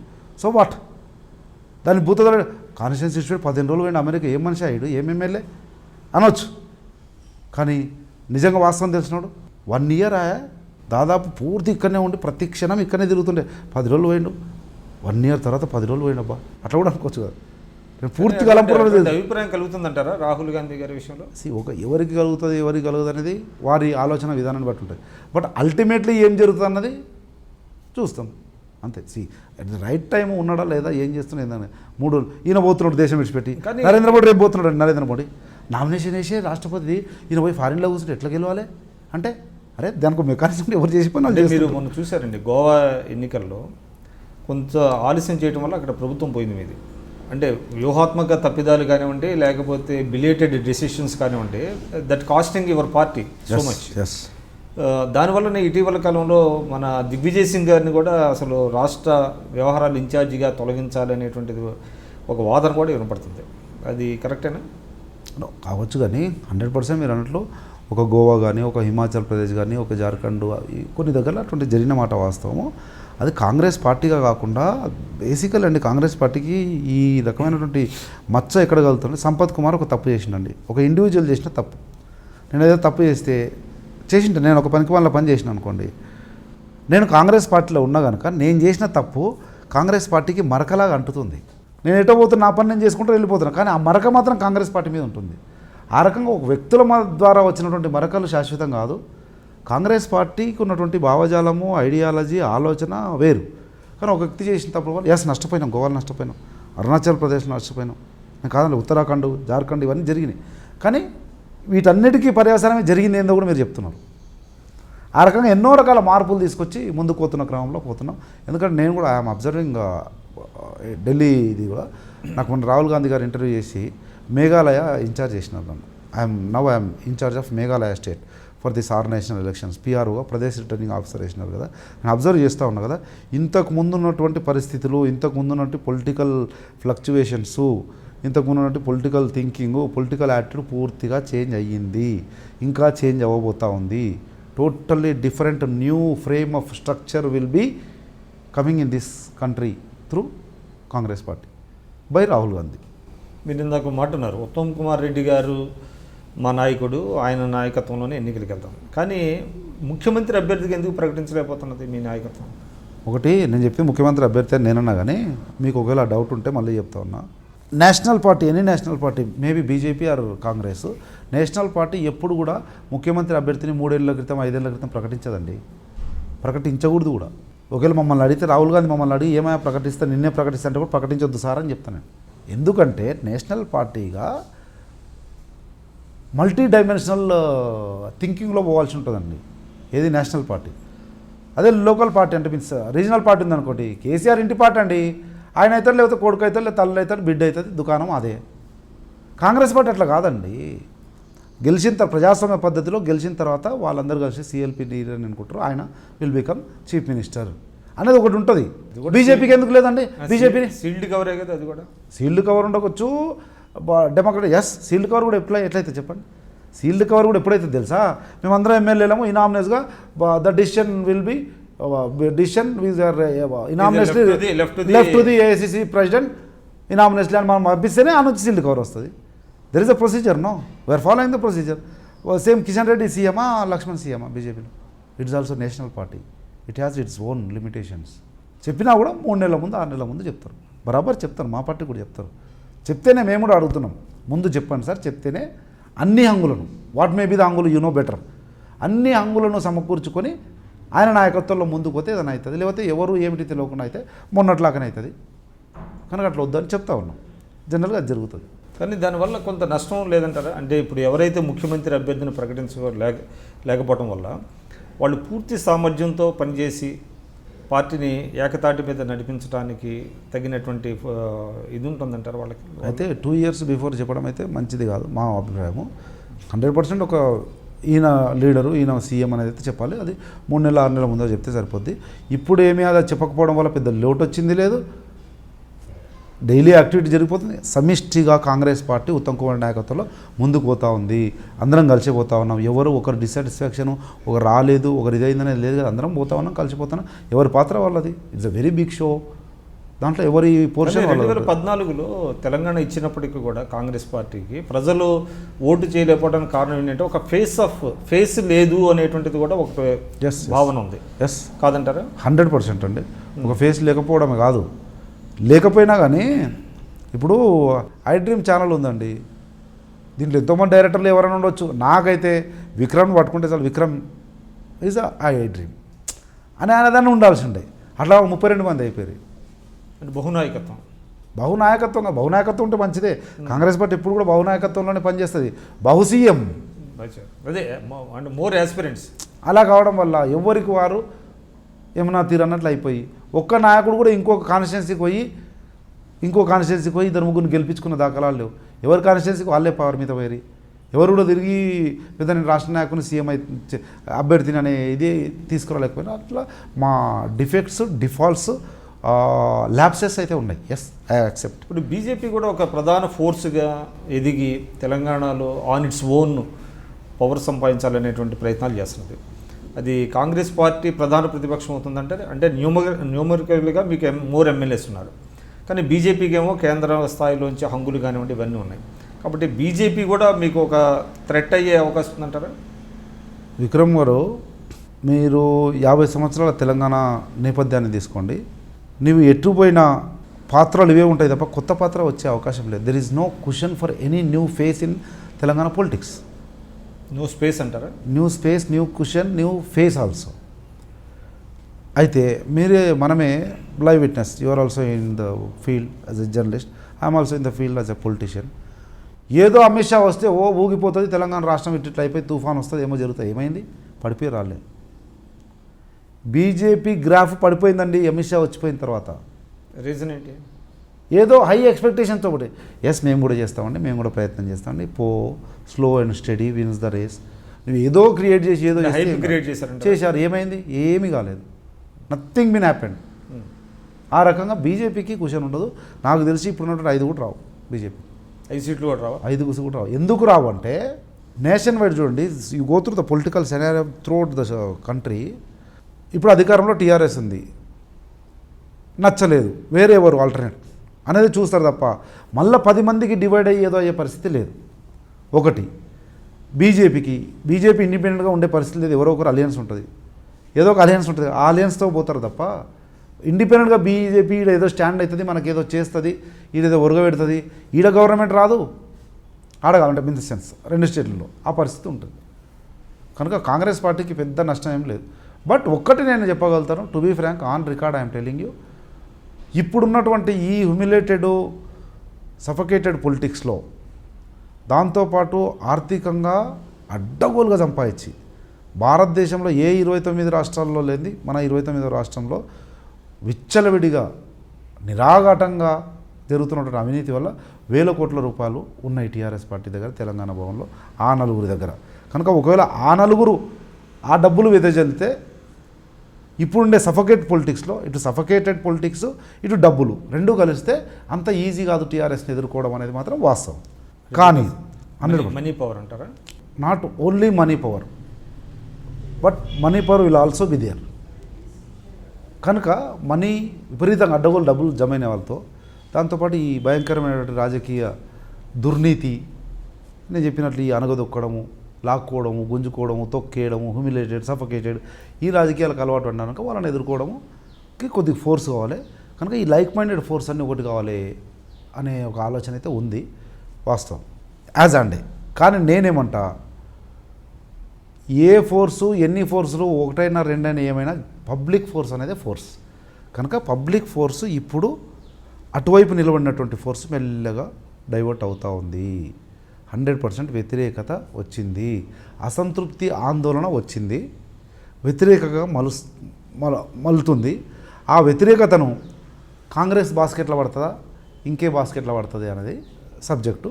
కాంగ్రెస్ బాస్కెట్లోనే రావాలి. ఆ వ్యతిరేకతను మనం క్యాచ్ చేసుకొని డైవర్ట్ చేసుకొని కాంగ్రెస్ బాస్కెట్లో పడటానికే ఇప్పుడు చేసే మెకానిజం అంతా ఏంది, యాంటీ టీఆర్ఎస్ ప్లాట్ఫామ్ ఒకటి క్రియేట్ అవ్వాలంటారా? ఆల్రెడీ అయ్యింది. పబ్లిక్ యాంటీ టీఆర్ఎస్ వైపు కూడా పయనిస్తున్నారు. ఆ పయనించే క్రమాన్ని మనం మలుసుకోవాలి అంటున్నాను నేను. ఆ మలుసుకోవడానికి చేసే ప్రయత్నంలో భాగమే ఫీజు రీయింబర్స్మెంట్ మీద, రైతుల కొరకు, ఎంప్లాయ్మెంట్ కొరకు, వీటన్నిటి మీద ఎడ్యుటేషన్ చేస్తూ ఉన్నాం కదా. ఇదే ఆ రకంగా ఆ ఒక్కొక్క సెక్షన్ను మా వైపు మలుపుకొని all the against sections of TRS party should be in the basket of Congress party అనే ప్రయత్నం. ఆ విషయంలో కొన్ని సిద్ధాంతాలను కూడా పక్కన పెట్టే అవకాశం ఉందంటారా? అంటే లైక్ ఇప్పుడు టీడీపీతో కూడా ఒక కలవాలి అనేటువంటిది కొంతమంది ప్రపోజల్ చేస్తున్నారు, అది కూడా అవకాశం ఉందంటారా? ఎన్నికలప్పుడు ఉన్నటువంటి పరిస్థితిని బట్టి ఎవరెవరితో కలుస్తారు ఏందనేది ఉంటుంది, కానీ ఇప్పుడే ఉండదు. తర్వాత టీడీపీతో కలవడం అనేది కాంగ్రెస్ భావజాలం ఉన్నప్పుడు టీడీపీ పార్టీ లేదు. కాంగ్రెస్ భావజాలానికి టీడీపీకి వీ కెనాట్ కంపేర్.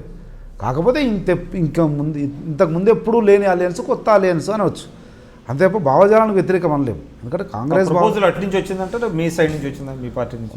అంత స్థాయిలో ఆ స్థాయిలో నేను ఆ స్థాయిలో లేను కూడా, కానీ పీక్ స్టేజ్లో పైన అయ్యే డిస్కషన్ అది ఇంకా నాకు తెలిసి నాకున్న సమాచారం మేరకు ఇంకా చర్చలు జరగట్లేదు. But there is a opinion, there was no consensus, there was no sittings, there was no discussions, but there is an opinion. కానీ ఇటీవల కాలంలో బడుగు బలహీన వర్గాల వారందరూ సపరేట్గా ఒక పార్టీ పెట్టాలి, అంటే Congress, anti BJP, anti TRS అనేటువంటిది కూడా ఒకటి వస్తుంది.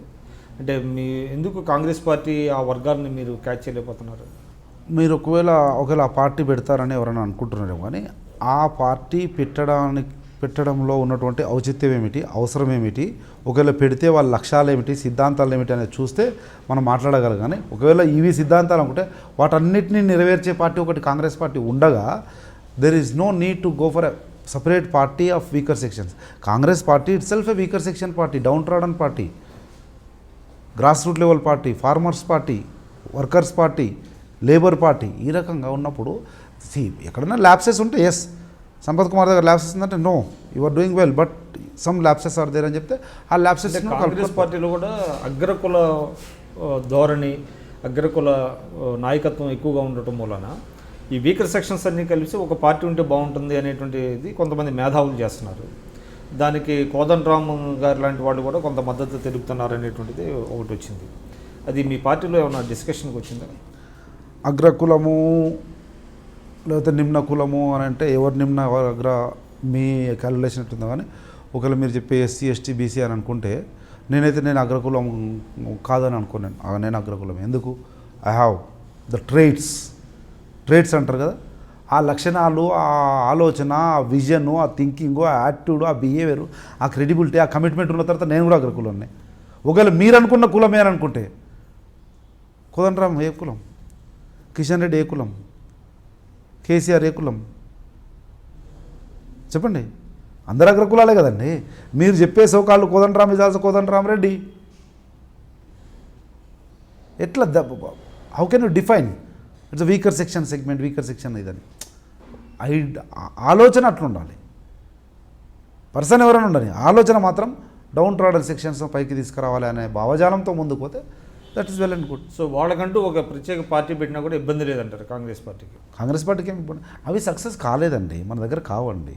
అదే అంటున్నాను నేను, తెలంగాణ సామాజిక పరిస్థితి ఆ రకంగా లేదు, అనుకూలించదు కొత్త పార్టీకి, కొత్త వ్యవహారానికి, కొత్త వ్యవస్థకు. ఏమైంది మనం చూసినాం కదా, ఎన్ని రాలేదు పోలే.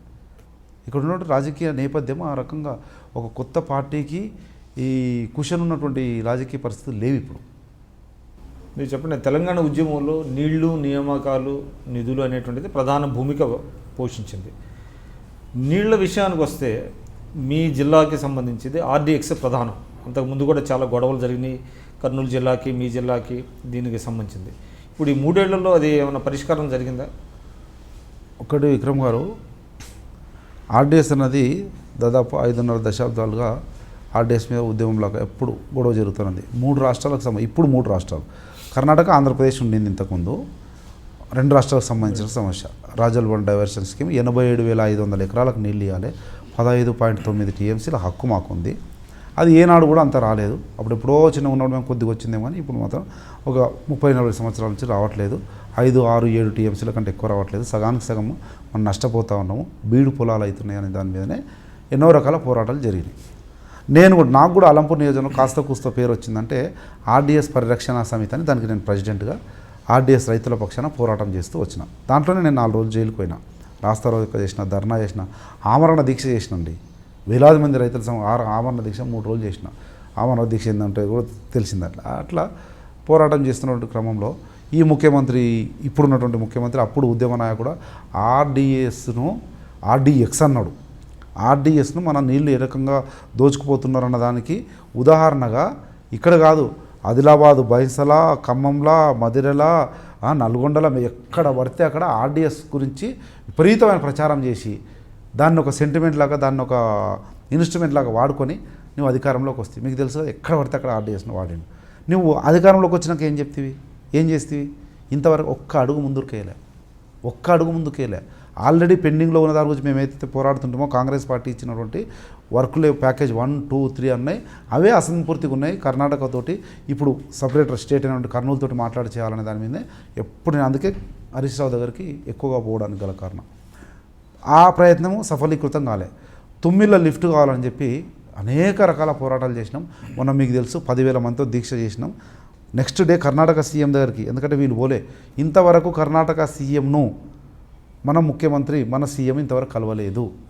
పోనీ ఇరిగేషన్ మంత్రి కలిసిండా, కలవలేదు. ఎట్లా సమస్య పరిష్కారం అవుతుంది? కనుక అది తెలిసి నాకున్నటువంటి కాస్తో కూస్తో పరిచయాలతో రాహుల్ పేషితో చెప్పించుకొని, రాహుల్ పేషి నుంచి కర్ణాటక సీఎంకు చెప్పించుకొని, నేను దీక్ష 10,000 మందితో దీక్ష అంటే ఆర్డీఎస్కో 15,000 మంది వచ్చారు. ఈ సోకాల్ లీడర్లు అందరూ, ఆల్ పార్టీ పిలిచిన, ఈ నాగార్జున రెడ్డి, రేవంత్ రెడ్డి, మా జానారెడ్డి, జైపాల్ రెడ్డి, ఉత్తమ్ రెడ్డి మొత్తం వచ్చిన అందరం కలిసి పెద్ద ఇష్యూను అయితే హైలైట్ చేయాలి. నెక్స్ట్ డే నేను దీక్ష విరమించిన నెక్స్ట్ డే కర్ణాటక ముఖ్యమంత్రిని కలిసి కాస్త కూస్త సమస్య పరిష్కారానికి మేము ప్రయత్నించిన, మా గవర్నమెంట్ కనుక అక్కడ గవర్నమెంట్ మాది కనుక. కానీ టీఆర్ఎస్ మాత్రం, ముఖ్యమంత్రి మాత్రం ఒక్కరోజు కర్ణాటక సీఎంతో పోలే. నీకు అవసరం అని చెప్పి ఉత్తర తెలంగాణ కొరకు మహారాష్ట్ర ముఖ్యమంత్రితో పోయి తప్పుడు అగ్రిమెంట్ చేసుకొని వస్తేవి. కానీ ఇక్కడ మాత్రం దక్షిణ తెలంగాణ అలంపూరు నాది కాదు, ప్రతిపక్ష పార్టీ సంపత్ కుమార్ నాడు ఎప్పుడు తనే పోరాడుతున్నాను, ఏం చేసిన పేరు తనకు వస్తుందేమో అని చెప్పి నువ్వు కర్ణాటక సీఎం తోటి మాట్లాడకపోతే, ప్యాకేజ్ 1, 2, 3 చేయకపోతే, తుమ్మిళ్ళ కొరకు దీక్ష చేస్తే, తుమ్మిళ్ళ మొన్న నానా రకాల పోరాటాల ఫలితంగా మొన్న జీవో ఇచ్చిన శాంక్షన్ అని ఇంతవరకు టెండర్ కాలే, అది కూడా పెండింగ్. దాని కొరకు కూడా పోరాడుతాను. నిన్న కాక మొన్న హరీష్ రావు వారంలో చేస్తే సరే, లేకపోతే మళ్ళీ నేను పోరాటం మళ్ళీ ఉద్యమం బాట పడుతుంది తప్ప నో కాంప్రమైజ్ అన్న చేస్తామంటారు. చేస్తే అది ఆ రకంగా ముందుకు పోతున్న క్రమంలో ఇంతవరకు అయితే అడుగు పడలేదు. పడతాయని అనుకుంటున్నాం, పడాలని కోరుకుంటున్నాం. తప్పకుండా పడితే మాత్రం సహకరిస్తాం, సంతోషిస్తాం. ఈ మా రైతుల కష్టము, రైతుల పోరాట ఫలితంగా వచ్చింది అనుకుంటాం.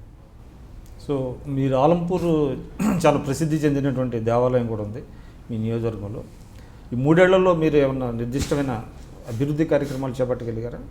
ఒకటి విక్రమ్ గారు, అక్కడ టెక్నికల్లీ ఒక ప్రాబ్లం ఏముందంటే, మా బాలబ్రహ్మేశ్వర, జోగులాంబ 2 టెంపుల్ ఉంటాయి అక్కడ.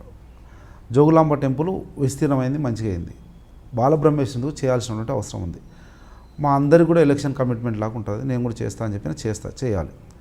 అయితే అక్కడ ప్రాబ్లం ఏంటంటే, బాలబ్రహ్మేశ్వరుని గుడి ఏమాత్రము పునర్నిర్మించాలన్నా, పునరుద్ధరించాలన్నా, రిపేర్ చేయాలన్నా సెంట్రల్ ఆర్కియాలజికల్ డిపార్ట్మెంటు ఎన్ఓసి కావాలి. ఆర్కియాలజీ అండర్లో ఉంది. అది మీకు తెలుసు టెక్నికల్ ఎంత ప్రాబ్లం ఉంటుంది. అందుకని నా పరిధిలో నేను లెటర్ పెట్టడము, తర్వాత ఎండోమెంట్ నుంచి ఒక లెటర్ పెట్టడం, మా ఎంపీ కూడా మా వాడే కనుక నంద్యాల ఎంపీగా తీసుకొని central culture minister for culture కింద ఉంటారు archaeology, central for minister culture దగ్గర పోయి పర్సీవ్ చేయడం జరిగింది. అయినప్పటికీ గవర్నమెంట్ నుంచి ప్రెజర్ ఉండాల్సిన అవసరం ఉంది. అయితే మొన్న మీరు అన్నట్లు పుష్కరాలకు ముఖ్యమంత్రి గారు వచ్చినప్పుడు చెప్పిన, సార్ ఇట్లుంది సార్ దేవుని కొరకైనా చేయాలి సార్ అంటే, సరే అన్నాడు, చేస్తా అన్నాడు. ఇంతవరకు అయితే లెటర్ పెట్టలే, ఏం పెట్టలే. 3 సార్లు రిమైండ్ చేసిన, ఇంకా అంటూనే ఉన్నారు తప్ప ఆ వైపుగా ప్రయత్నం అయితే జరగడం లేదు. ఎట్టి పరిస్థితులలో ఇంకా సమయం ఉంది కనుక వెంటబడినా సరే దాన్ని చేయాల్సిన బాధ్యత నాకుంది. మొన్న ముఖ్యమంత్రి వచ్చినప్పుడు మీరు అన్నట్లు ఆ రోజు temple Tummilla lift, bus depot, 100 పడకల ఆసుపత్రి, ఫైర్ స్టేషను, తర్వాత ఒక 50 కోట్లు రూరల్ రోడ్స్ ఉంటాయి కదా, రోడ్స్ బాగుంటుంది, అది బాగా ఇంటీరియర్, ఇది కొద్దిగా నెగ్లెక్టెడ్ కాన్స్టిట్యున్సీ కనుక ఆ రోడ్స్ కొరకు. తర్వాత ఒక ఆయిల్ మిల్ ఉంది, ఆయిల్ మిల్ తెరిపియాలని, తర్వాత డిగ్రీ కాలేజ్ కావాలని, ఒక డిగ్రీ కాలేజ్ ఇంకోటి కావాలని, ఈ రకంగా ప్రధానమైనటువంటి 14 సమస్యలను విన్నవించుకుని 14 చేస్తాం. ఇవన్నీ చేసిన రోజు నా ఆశయం పూర్తయినట్లు. ఒకటి, నా ఈ 5 సంవత్సరాల టర్మ్కు మాత్రం నేను సక్సెస్ఫుల్ అనుకుంటున్నా. ఎందుకంటే తుమ్మిళ్ళ లిఫ్ట్ కొరకు నేను చేయని ప్రయత్నం లేదండి. ఎమ్మెల్యే కాకముందు నుంచి ఇప్పటి వరకు కూడా తుమ్మిళ్ళ ఆర్డీఎస్, రైతులు, సాగునీరు, చివరి ఆయకట్టుకు నీరు అనే దాని మీదనే పోరాడిన. అదే హామీతోటి నేను వచ్చినా కనుక అది ఇప్పుడైతే జీవో వచ్చింది. ఒకవేళ టెండర్ అయ్యి అది సఫలీకృతం అయితే my first term is successful అనుకుంటాను. అయినప్పటికీ ఇంకా చేయవలసినటువంటి అవసరం ఉంది. నేను కింది నుంచి వచ్చిన వీకర్ సెక్షన్ వాడిని, దాంతోపాటు ఓన్లీ చదువు తప్ప నాకు పెద్దగా ఏది లేదండి. ఆర్థిక బలం లేదు, అంగబలం లేదు కనుక చదువుకోవడం వల్ల ఎంత మార్పులు వస్తాయి సమాజంలో తెలిసిన వాడిని కనుక, మరీ ముఖ్యంగా మా నియోజకవర్గంలో ఉన్నటువంటి సామాజిక పరిస్థితులకు చదువు ఉంటే చాలు, అనేక సమస్యలు దొరుకుతాయి. చదువు ఉంది అంటే నాలెడ్జ్ పెరిగి మంచి వైద్యం దొరుకుతుంది, మంచి ఆర్థికంగా ఎదగగలుగుతాడు, దానివల్ల కుటుంబ పోషణ బాగుతుంది. ఇది ఉన్నటువంటి ఇరిగేషన్ అండ్ అగ్రికల్చర్ రిసోర్సెస్ని వాడుకో, ఆ రకంగా సమగ్రమైనటువంటి అభివృద్ధి జరగాలంటే ఎడ్యుకేషన్ చాలా ఇంపార్టెంట్ అని చెప్పి హయ్యెస్ట్ ఎడ్యుకేషనల్ ఇన్స్టిట్యూషన్స్ నేను తీసుకుపోయిన, కొట్లాడిన, దండం పెట్టిన, బతిమలాడినా కానీ ఎక్కువ మటుకు నేను తీసుకుపోయినా. ఆ రకంగా విద్యాపరంగా, వైద్యపరంగా, అంటే గవర్నమెంట్ పరంగా గవర్నమెంట్ తోటి అక్కడ ఉన్నటువంటి పరిస్థితులను విశ్లేషించిన ఇక్కడ కావాల్సిన highest SC populated constituencies my constituency. గురుకులాలు వచ్చినాయి మీకు? గురుకులాలు 5 గురుకులాలు 5 మండలాలు వచ్చినాయి. ఒక మైనార్టీ వచ్చింది, ఒకటి బీసీ వచ్చింది, ఒక డిగ్రీ కాలేజ్ వచ్చింది, ఒక పాలిటెక్నిక్ కాలేజ్ తెచ్చుకున్నా. ఇప్పుడు మళ్ళీ ఒక డిగ్రీ కాలేజ్ కొరకు ప్రపోజల్ పెట్టినాం. ఒక జూనియర్ కాలేజ్ తెచ్చుకున్నా, junior college additional floor building తెచ్చుకున్నా. ఇప్పుడు ఇంకొక జూనియర్ కాలేజ్ అడుగుతున్నా. ఇప్పుడు జూనియర్ కాలేజ్ శాంక్షన్ అయితే అది కూడా వస్తుంది, ఇంకొక జూనియర్ కాలేజ్. ఆ రకంగా అకాడమిక్ స్టాండర్డ్స్ను డెవలప్ చేయాల్సిన, అకాడమిక్ స్టాండర్డ్స్ను స్ట్రెంథన్ చేయాల్సినటువంటి అవసరం ఉంది అని చెప్పి ప్రయత్నం చేస్తూ ఉన్నాం. దాంట్లో భాగంగానే ఇవన్నీ జరుగుతూ ఉన్నాయి. అంటే మీరు ఇందాక అన్నారు, అంటే గవర్నమెంట్ పరంగా అనేక వైఫల్యాలు ఉన్నాయంటారు. కానీ ఇప్పుడు మీరు చెప్తున్న ప్రకారం చూస్తే ఎడ్యుకేషన్ పరంగా టీఆర్ఎస్ ప్రభుత్వం చాలా ఇంపార్టెన్స్ ఇస్తున్నట్టుగా కనపడుతుంది కదా. మీరు అన్నట్టు రెసిడెన్షియల్ స్కూల్ ఇవ్వగానే ఇంపార్టెన్స్ ఇచ్చారు, అయిపోయింది అనుకుంటే కాదు. రెసిడెన్షియల్ స్కూల్స్ అడ్డగోలుగా ఓపెన్ చేస్తున్నారు, మంచిదే, ఓపెన్ చేయి. కానీ దానికి కావాల్సినటువంటి నిర్దిష్టమైనటువంటి బడ్జెట్ అలొకేషన్ చేయి. ప్రతి రూపాయకు అడుక్కున్నట్లుంది. ప్రతి మంత్ బిల్లు కొరకు అడుక్కొని బతిమలాడి ప్రెజర్ పెడితే తప్ప రాదు. రిలీజియస్ నువ్వు ఎంత ఉందో దాంట్లో సంసారం చేస్తే సంతోషంగా ఉంటుంది సంసారం. నువ్వు ఎంత ఉందో అంతకంటే ఎక్కువ చెప్పి నాలుగకి ఏమొస్తే అది అడ్డగోలుగా హామీలు ఇచ్చి డబ్బులు మాత్రం రిలీజ్ చేయకుండా, డబ్బులు రిలీజ్ చేస్తావు, రిలీజ్ చేస్తావు, నీకు 6%, 8% కమిషన్లు వచ్చే కాంట్రాక్టర్లకేమో ఆన్లైన్లో వేల కోట్ల రూపాయలు ట్రాన్స్ఫర్ చేస్తావు.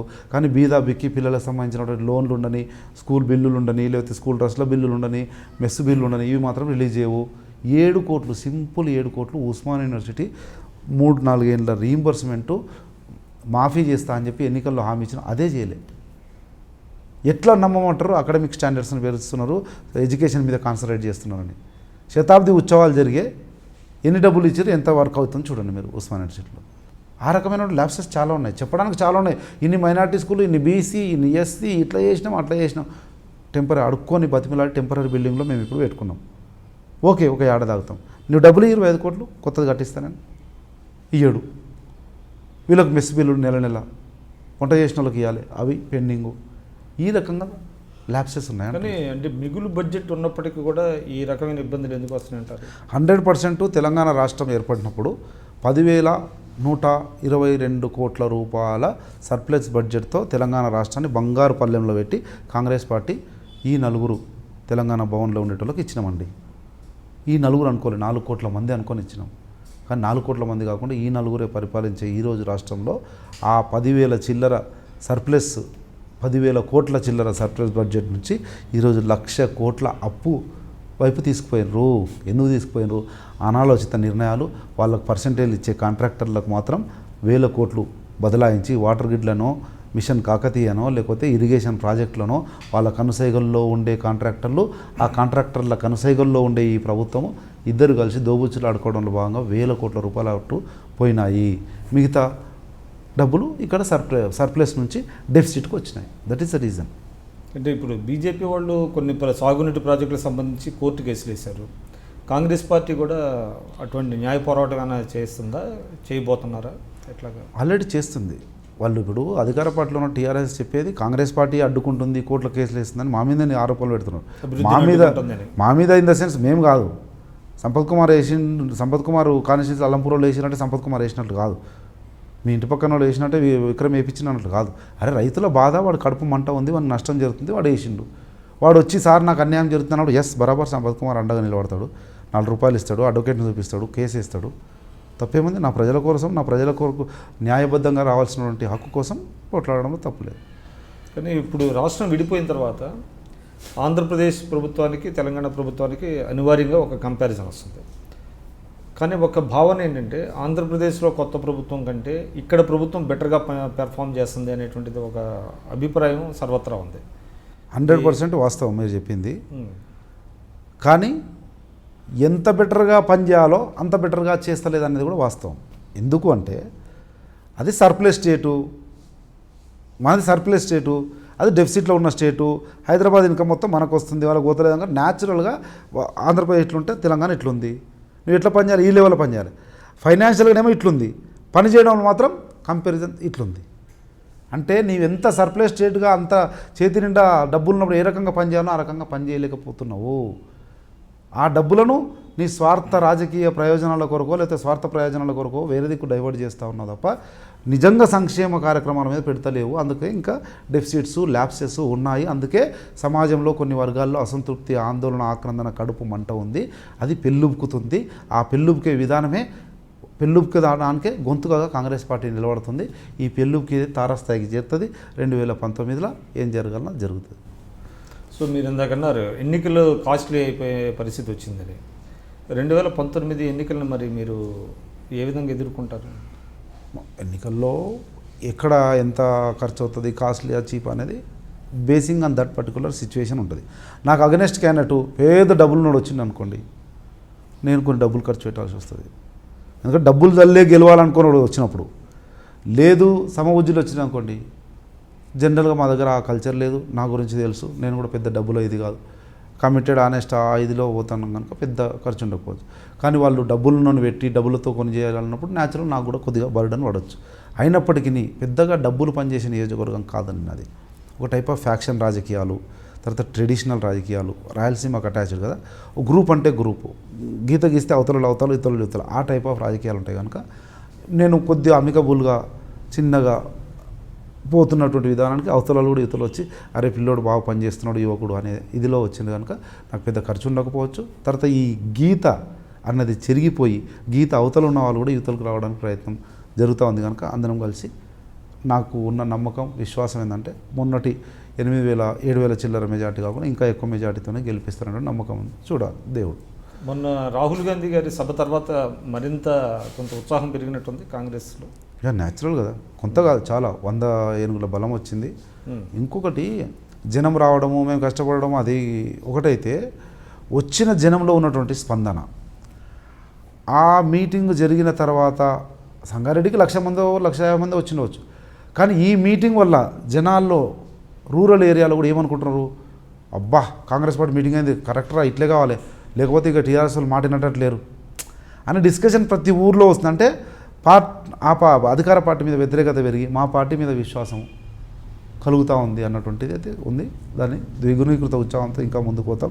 వీలైన తొందరలోనే మళ్ళీ రాహుల్ గాంధీ గారు కూడా వస్తారు నాకున్న సమాచారం మేరకు.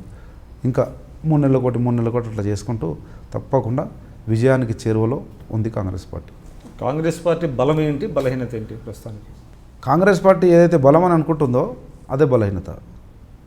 డెమోక్రటిక్ కాంగ్రెస్ పొలిటికల్ పార్టీ ఇది బలం, 100% ఇది బలం. కానీ అదే అప్పుడప్పుడు బలహీనం.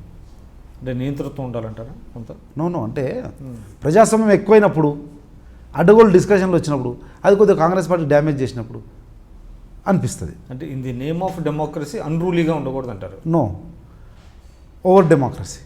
అదే ఓవర్ డెమోక్రసీ అంటే అన్రూలీ. యా మేబీ దాదాపు అదే అనుకోండి. నాకు ప్రజాస్వామ్యం ఉంది కదా అని చెప్పి నేను అడ్డగోలుగా బిహేవ్ చిన్న పెద్ద మర్యాద గౌరవం లేకుండా మాట్లాడాను అనుకోండి with in the Congress frame work, అది బ్లాస్ట్ అవుతుంది, కాంగ్రెస్ పార్టీకి చెడ్డ పేరు తెస్తుంది. ఇప్పుడు అది ఉందంటారా? ఇప్పుడు ఆ రకం కొన్ని దగ్గరలో అక్కడక్కడ అప్పుడప్పుడు జరుగుతాయి కదా అది.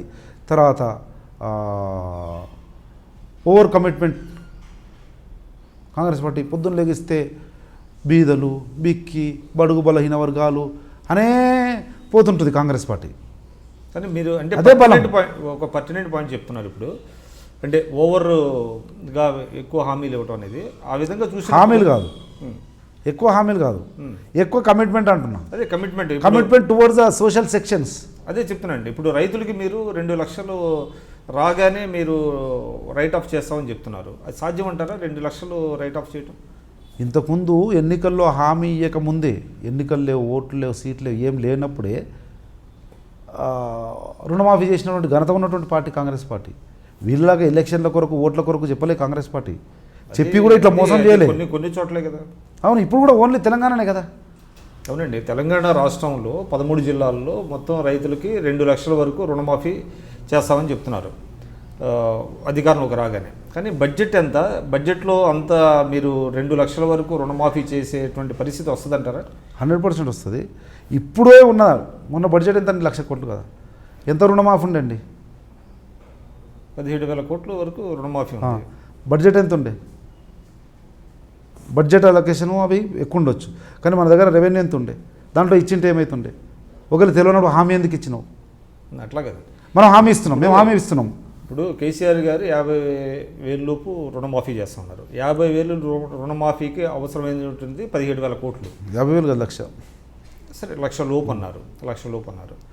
రేపు 2 లక్షల వరకు మీరు రుణమాఫీ చేయాలంటే దాదాపు ఒక 40,000 కోట్లు అవుతాయి.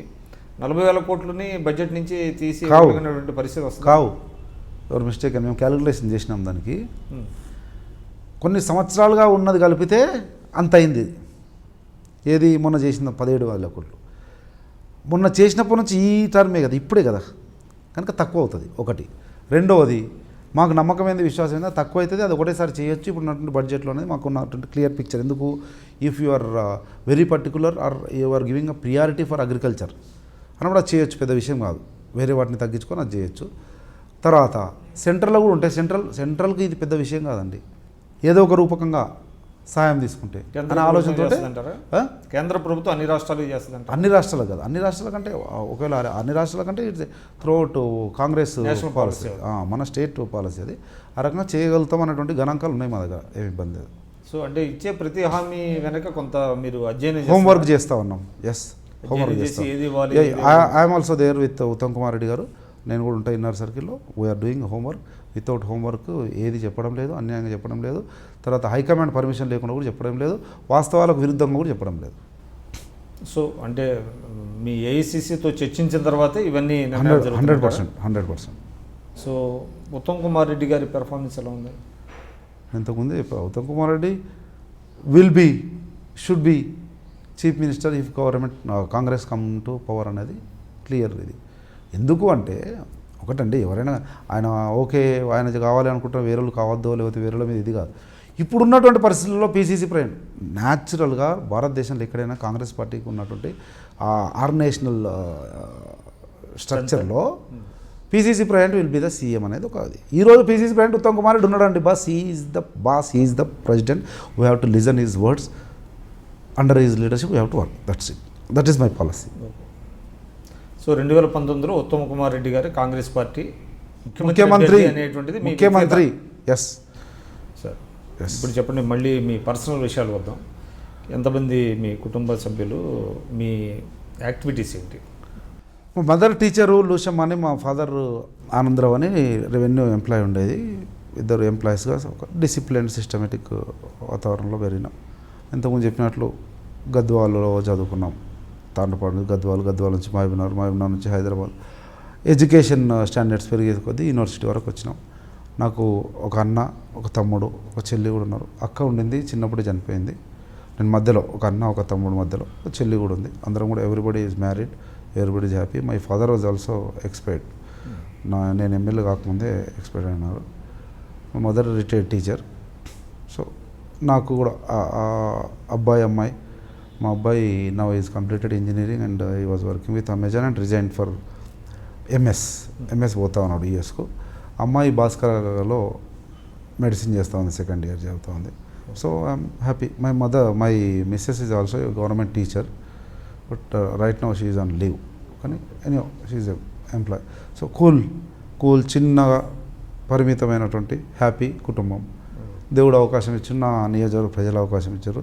వీలైనంత వరకు అలంపూర్ నియోజకవర్గానికి మీరు సేవ చాలా చేస్తాను. ఫిట్గా కనపడుతూ ఉంటారు. ఏమన్నా స్పోర్ట్స్ అలాంటివి కూడా ఉన్నాయి మీకు? స్పోర్ట్స్ కదని I'm passionate about gymming. Everyday I go for gymming అండి. అంటే లాంగ్ బ్యాక్ నుంచి కూడా నాకు అదొక ప్యాషన్, ఎవ్రీడే జిమ్ చేయడం అనేది. కనుక ఇంత ఏమంటారు అన్డిసిప్లైన్డ్ స్ట్రక్చర్ ఉంటుంది కదా పొలిటికల్ లైఫ్లో, అయినా కానీ everyday if I get some time definitely I go gym morning టైంలో. సో రాజకీయాల్లో వచ్చినప్పుడు కొంత హెల్త్ దెబ్బతినే పరిస్థితి కొంతమందికి ఉంటుంది. ప్రజలకు సేవ చేయాలన్నప్పుడు మనం ఫస్ట్ ఆరోగ్యంగా ఉండాలి కదండి. ఒకరికి సేవ చేయగలగాలంటే ఆరోగ్యంగా ఉండాలంటే ఏదో కాపాడుకోవాలి. అయినా ఇప్పటికీ అంత అడ్డగోలి కార్యక్రమాలు, అడ్డగోలు వ్యవహారాలు, ఇండిసిప్లైన్డ్ లైఫ్లో కొద్దిగా ఇబ్బంది అవుతుందని తెలుస్తుంది. కనుక కొద్దిగా రొటీన్ కొంచెం డిఫరెంట్గా ఉంటుంది. కొద్దిగా మనం కూడా కొద్దిగా కాన్షియస్గా ఉండాలి. మనం ఎంత ఆరోగ్యంగా ఉంటే అంత ఆరోగ్యకరమైనటువంటి సేవలు అందించగలుగుతాం జనానికి. కనుక మనమే ఆరోగ్యంగా లేనప్పుడు ఎక్కడ పబ్లిక్ సర్వీస్ చేస్తాం, ఎక్కడ పొలిటిక్స్లో కూడా ముందరకు పోతాం. కనుక we should be little conscious about our health also. So 3 years ఎమ్మెల్యేగా మీ ఎక్స్పీరియన్స్ ఏంటి? నేను నక్షల్ దట్స్ వాట్ ఐఎమ్ సేయింగ్. నా ఎలక్షన్లో నేను ఇచ్చిన హామీలు కానీ ఏ రకమైనటువంటి మార్పు వస్తుంది అనుకున్నానో ఆ రకమైనటువంటి మార్పు తీసుకురావాలను. ఇప్పుడు 9 లిఫ్ట్ కానీ, తర్వాత ఈ డబుల్ బెడ్రూమ్ ఉంటారు 100 బెడెడ్ హాస్పిటల్ కానీ, తర్వాత ఈ కాలేజెస్ కానీ, ఇవి అన్నీ వస్తాయి అనుకోలే. కానీ ఫైట్ చేసి అంటే నేను అనేది మీరు చేసిన పని కాదు. అంటే ఇప్పుడు పొలిటీషియన్స్ చాలామంది ఊరికే జస్ట్ లైక్ దట్ అట్లా హామీలు ఇచ్చేస్తారు. ఆ హామీలు నిలబెట్టుకోరు చాలామంది. అంటే మీ ఎక్స్పీరియన్స్లో ఏంటి? చెప్పగలిగేదే చేయాలి అనేటువంటిదా, లేకపోతే సాటిస్ఫై చేయాలన్నప్పుడు ప్రజల్ని మనం చెప్పాల్సిన అవసరం ఉందంటారా? నేను బేసికల్లీ పెద్ద హామీలు అంటే నాకు నియోజకవర్గంలో ఒకటేనండి. ఈ ఆర్డీఎస్కు శాశ్వత పరిష్కారము, టెంపుల్, తర్వాత రోడ్స్ బాగుండకపోయేవి కనుక రోడ్స్ మీదే ఎక్కువ కాదు. తర్వాత ఏ ఊరికి ఆ ఊరు చిన్న ఉంటాయి, చిన్న సమస్యలు. ఈ 3 మేజర్ ఉండేది. ఆర్డీఎస్ది శాశ్వత పరిష్కారం అయిపోతుంది. దీక్ష చేసిన, ఆమరణ దీక్ష చేసిన, జైలుకు పోయినా, పోరాడినా లాస్ట్కి సాధించుకున్నా. టెంపుల్ది ఎన్ఓసి టెక్నికల్ ప్రాబ్లం ఉంది, అది సెంట్రల్ గవర్నమెంట్లో అయిపోతుంది. ఇంకొకటి రోడ్స్ది ఆల్మోస్ట్ అయిపోయింది. నేను ఆ మధ్యలో అగ్రెసివ్గా పోతున్న క్రమంలో అక్కడ ఉన్నటువంటి పరిస్థితులను ఎక్స్ప్లెయిన్ చేశాను. పంచాయతీరాజ్ మినిస్టర్ ఇప్పుడు జూపల్లి ఉన్నారు, కానీ అప్పుడు ఫస్ట్ టైము రోడ్స్ ఇచ్చినప్పుడు కేటీఆర్ ఉన్నాడు. నేను అగ్రెసివ్గా పోతాను, కేటీఆర్కు కొద్దిగా నా మీద గ్రడ్జ్ అండ్ కోపంగా ఉంటుంది. మా ఫ్యామిలీ గురించో లేదా మా పార్టీ గురించో మా గురించి ఎక్కువ తిడతాడు అనే ఇది ఉంటుంది. అయినప్పటికీ పోయి వాస్తవ పరిస్థితులను కాన్స్టిట్యున్సీ ఏంది, రోడ్లు ఎన్ని ఉన్నాయి, ఎన్ని ఉండాలి, ఎట్లుండాలి, ఇన్ని సంవత్సరాలు అయింది, ఇట్లా చూడాలని ఎక్స్ప్లెయిన్ చేసి కొద్దిగా నెగ్లెక్ట్ కాబడింది కనుక కావాలని చెప్పి హైయెస్ట్ తీసుకున్న. నాకు హౌస్లోనే వాళ్ళ ఈఎన్సీని పిలిచి డాక్యుమెంటరీ ఎవిడెన్స్ చేసి ఇగో సంపద బాయ్ ఇగో ఎన్ని ఇచ్చిన చూడు, ఊకే ఎందుకు పోయి మా పార్టీని మమ్మల్ని ఇచ్చిన చూడు అని చెప్పి అనేకని ఆ రకంగా ఒక్కొక్కటి చేసుకున్నాం. ఎందుకు వాస్తవ పరిస్థితులు అని చెప్పి ఉన్నటువంటి విషయాలను ఎక్స్ప్లెయిన్ చేసి తీసుకురాగలని సాధించినాం. ఆ రకంగా అవి కాకుండా కూడా అవే నేను ఇచ్చిన మెయిన్. అయినప్పటికీ 100 బెడెడ్ హాస్పిటల్ అనుకోండి, ఈ రెసిడెన్షియల్ స్కూల్ అనుకోండి, డిగ్రీ కాలేజ్ అనుకోండి, పాలిటెక్నిక్, ఇవన్నీ అడిషనల్గా వచ్చినాయి. ఎందుకు నేను I'm more concentrated on education or health. Minimum కదా ఈ ప్రియారిటీస్. ఒకటి 50 బెడెడ్ అప్గ్రేడ్ అయింది ఐజలో, ఇంకోటి 50 బెడెడ్ అప్గ్రేడ్ అయింది అలంపూర్లో. ఈ రకం ఒక్కొక్కటి ఫైర్ స్టేషన్ శాంక్షన్ అయింది, బస్సు డిపో పెట్టే పరిస్థితి రాష్ట్రంలో ఒక్కటి కూడా పెట్టలే. ముఖ్యమంత్రి గారికే పుష్కరాలకు వచ్చినట్టు చెప్పింది, సార్ బస్ డిపో అనగానే సంపద నీకు తెలుసు కదా ఆర్టీసీ లాస్ట్లో ఉంది, గవర్నమెంట్ నుంచి ఏమైనా ఇస్తే తప్ప బతికే పరిస్థితి లేదు, నేనే ఏదైనా ఇవ్వాలి, ఒక్క డిపో కూడా పెట్టే పరిస్థితి లేదు. సార్ మీరు చెప్పింది 100% వస్తాను, నాకు కూడా కొద్ది గొప్ప అవగాహన ఉంది. ఎందుకంటే నేను పియూసీ మెంబర్ అండి, నేను పబ్లిక్ అండర్టేకింగ్ కమిటీ ఉంటుంది దాంట్లో మెంబర్. కనుక ఆర్టీసీ మీద రివ్యూ అయినప్పుడు చూసినా సార్, కానీ మీ రూపాయి అవసరం లేకుండా నాకు బస్ డిపో వచ్చే మార్గం చెప్తాను. అట్లెట్లున్నాయి అన్నాడు. నేను మార్కెట్ యార్డ్లో స్థలం ఉంది ఇస్తా, నా ఫండ్స్ నుంచి గ్రౌండ్ చేపిస్తా, నా ఫండ్స్ నుంచి షెడ్ చేపిస్తా, మీరు ఓన్లీ బస్సులు గద్వాల పెట్టేటి తెచ్చి ఇక్కడ నడపడం కంట్రోలింగ్ పాయింట్ అవుతుంది, మీకు రెవెన్యూ పెరుగుతుంది, ఖర్చు తగ్గుతుంది. ఎందుకంటే మా గద్వాల డిపో నుంచి ఖాళీ బస్సులు వచ్చి ఈ నుంచి స్టార్ట్ అవుతున్నాయి, మా అలంపూర్ చౌరస్తా నుంచి, మీకు రెవెన్యూ పెరుగుతుంది, తర్వాత ఎక్స్పెండిచర్ తగ్గుతుంది అని అప్పుడే అన్నాడు. అందరు మంత్రులు ఉన్నారు, అది చూడాయా సంపద ఎంత ఫాస్ట్ ఉన్నాడు, ఎంత క్లెవర్ ఉన్నాడు, పని చేసుకునే విధానం ఇదే అని అన్నాడు. అరే నిజంగా చేసాడు కదా ముఖ్యమంత్రి అనుకున్నా. ఇంతవరకు అయింది, నా డబ్బులు నీకు రెడీ ఉన్న మార్కెట్ యార్డ్ క్లీన్ చేసి పెట్టినా, ఇంతవరకు ఆర్డర్ ఇస్తలేడు, అది అవుతలేదు, ఎంటబడి అది కూడా చేస్తే ఎట్టి పట్ల టర్మ్ అయిపోయినా వారిని. ఆ రకంగా చెప్పకపోయినటువంటి హామీలను కూడా నేను చెప్పకపోయినటువంటి పనులను కూడా చేసే ప్రయత్నం చేస్తూ ఉన్నా. అందుకే నాకు జనంలో కూడా యాక్సెప్టెన్స్ దొరుకుతుంది, సంతోషం దేవుడు కూడా అనుగ్రహిస్తే మళ్ళీ ఉంటాం. 2019లో ఎమ్మెల్యేగా పోటీ చేస్తారా, ఎంపీగా పోటీ చేస్తారా? నో, నేను బేసికలీ ఆమె కాంగ్రెస్ పార్టీ సోల్జర్ అండి. ఆ రోజు కాంగ్రెస్ పార్టీ నన్ను ఎమ్మెల్యే అలంపూర్ పోమన్నది. ఆ రోజు కూడా డిస్కషన్లో ఉండింది. నంద్యాలే మావాడు కదా, ఎక్కడి నుంచి వచ్చింది కనుక అప్పుడు కూడా ఎవరు అనే టైంలో ఇది ఇట్లా అది ఇట్లా అనే దాంట్లో ఏదో పావులు చూసి నేను చిన్నగా ఉంటానండి అని చెప్పి అలంపూర్ వచ్చిన. ఇప్పుడు కాంగ్రెస్ పార్టీ ఏం చెప్తే అది చేస్తా. కాంగ్రెస్ పార్టీ బాబు నువ్వు అలంపూర్లోనే ఉండు కంటిన్యూ అంటే ఓకే, లేదు నువ్వు ఇటు పోవాలి అంటే ఓకే, నువ్వు అది లేదు ఇది లేదు నువ్వు ఉండు కాంగ్రెస్ పార్టీ కొరకు తిరుగు అంటే కూడా ఓకే, కాంగ్రెస్ పార్టీ కొరకు తిరిగితే ఎప్పుడు కాంగ్రెస్ పార్టీ అవకాశం. ఆ type of disciplined Congress soldier అండి నేను. పార్టీ విషయంలో I cannot go away from Congress thinking or Congress decision. Yes, మీరు అన్నట్లు కొద్దిగా అంటున్నారు, మా ఢిల్లీలో కూడా డిస్కషన్ అయింది, ఇట్లయితే అటు పోతే నీ బెటర్ ఏమో ఇట్లయితేమో అన్నారు. But what ever party will left the party తర్వాత నా జనం యాక్సెప్టెన్స్ కొరకు కూడా పార్టీ డిసిషన్ను నా జనంకు చెప్పాలి. జనము పార్టీ అనుసంధానం చేసుకొని ముందుకు పోవడానికి ప్రయత్నం చేస్తాం. Okay sir, all the best. Thank you. Right sir, thank you very much. For more interviews, for more news and for more public voice subscribe iDream. This is Ritu Verma. నేను మీ లాస్యాని. Hello everybody, this is me Noel. 1 million subscribes reach అయిన శుభతరుణంలో నా శుభాకాంక్షలు తెలియజేస్తున్నాను. iDream 1 million subscribers కి reach అయిందండి. Congrats to iDream Media on reaching 1 million subscribers. iDream Media on 1 million subscribers reach Islamco. All the best and congratulations to you. Congrats iDream. Keep up the good work and continue to entertain.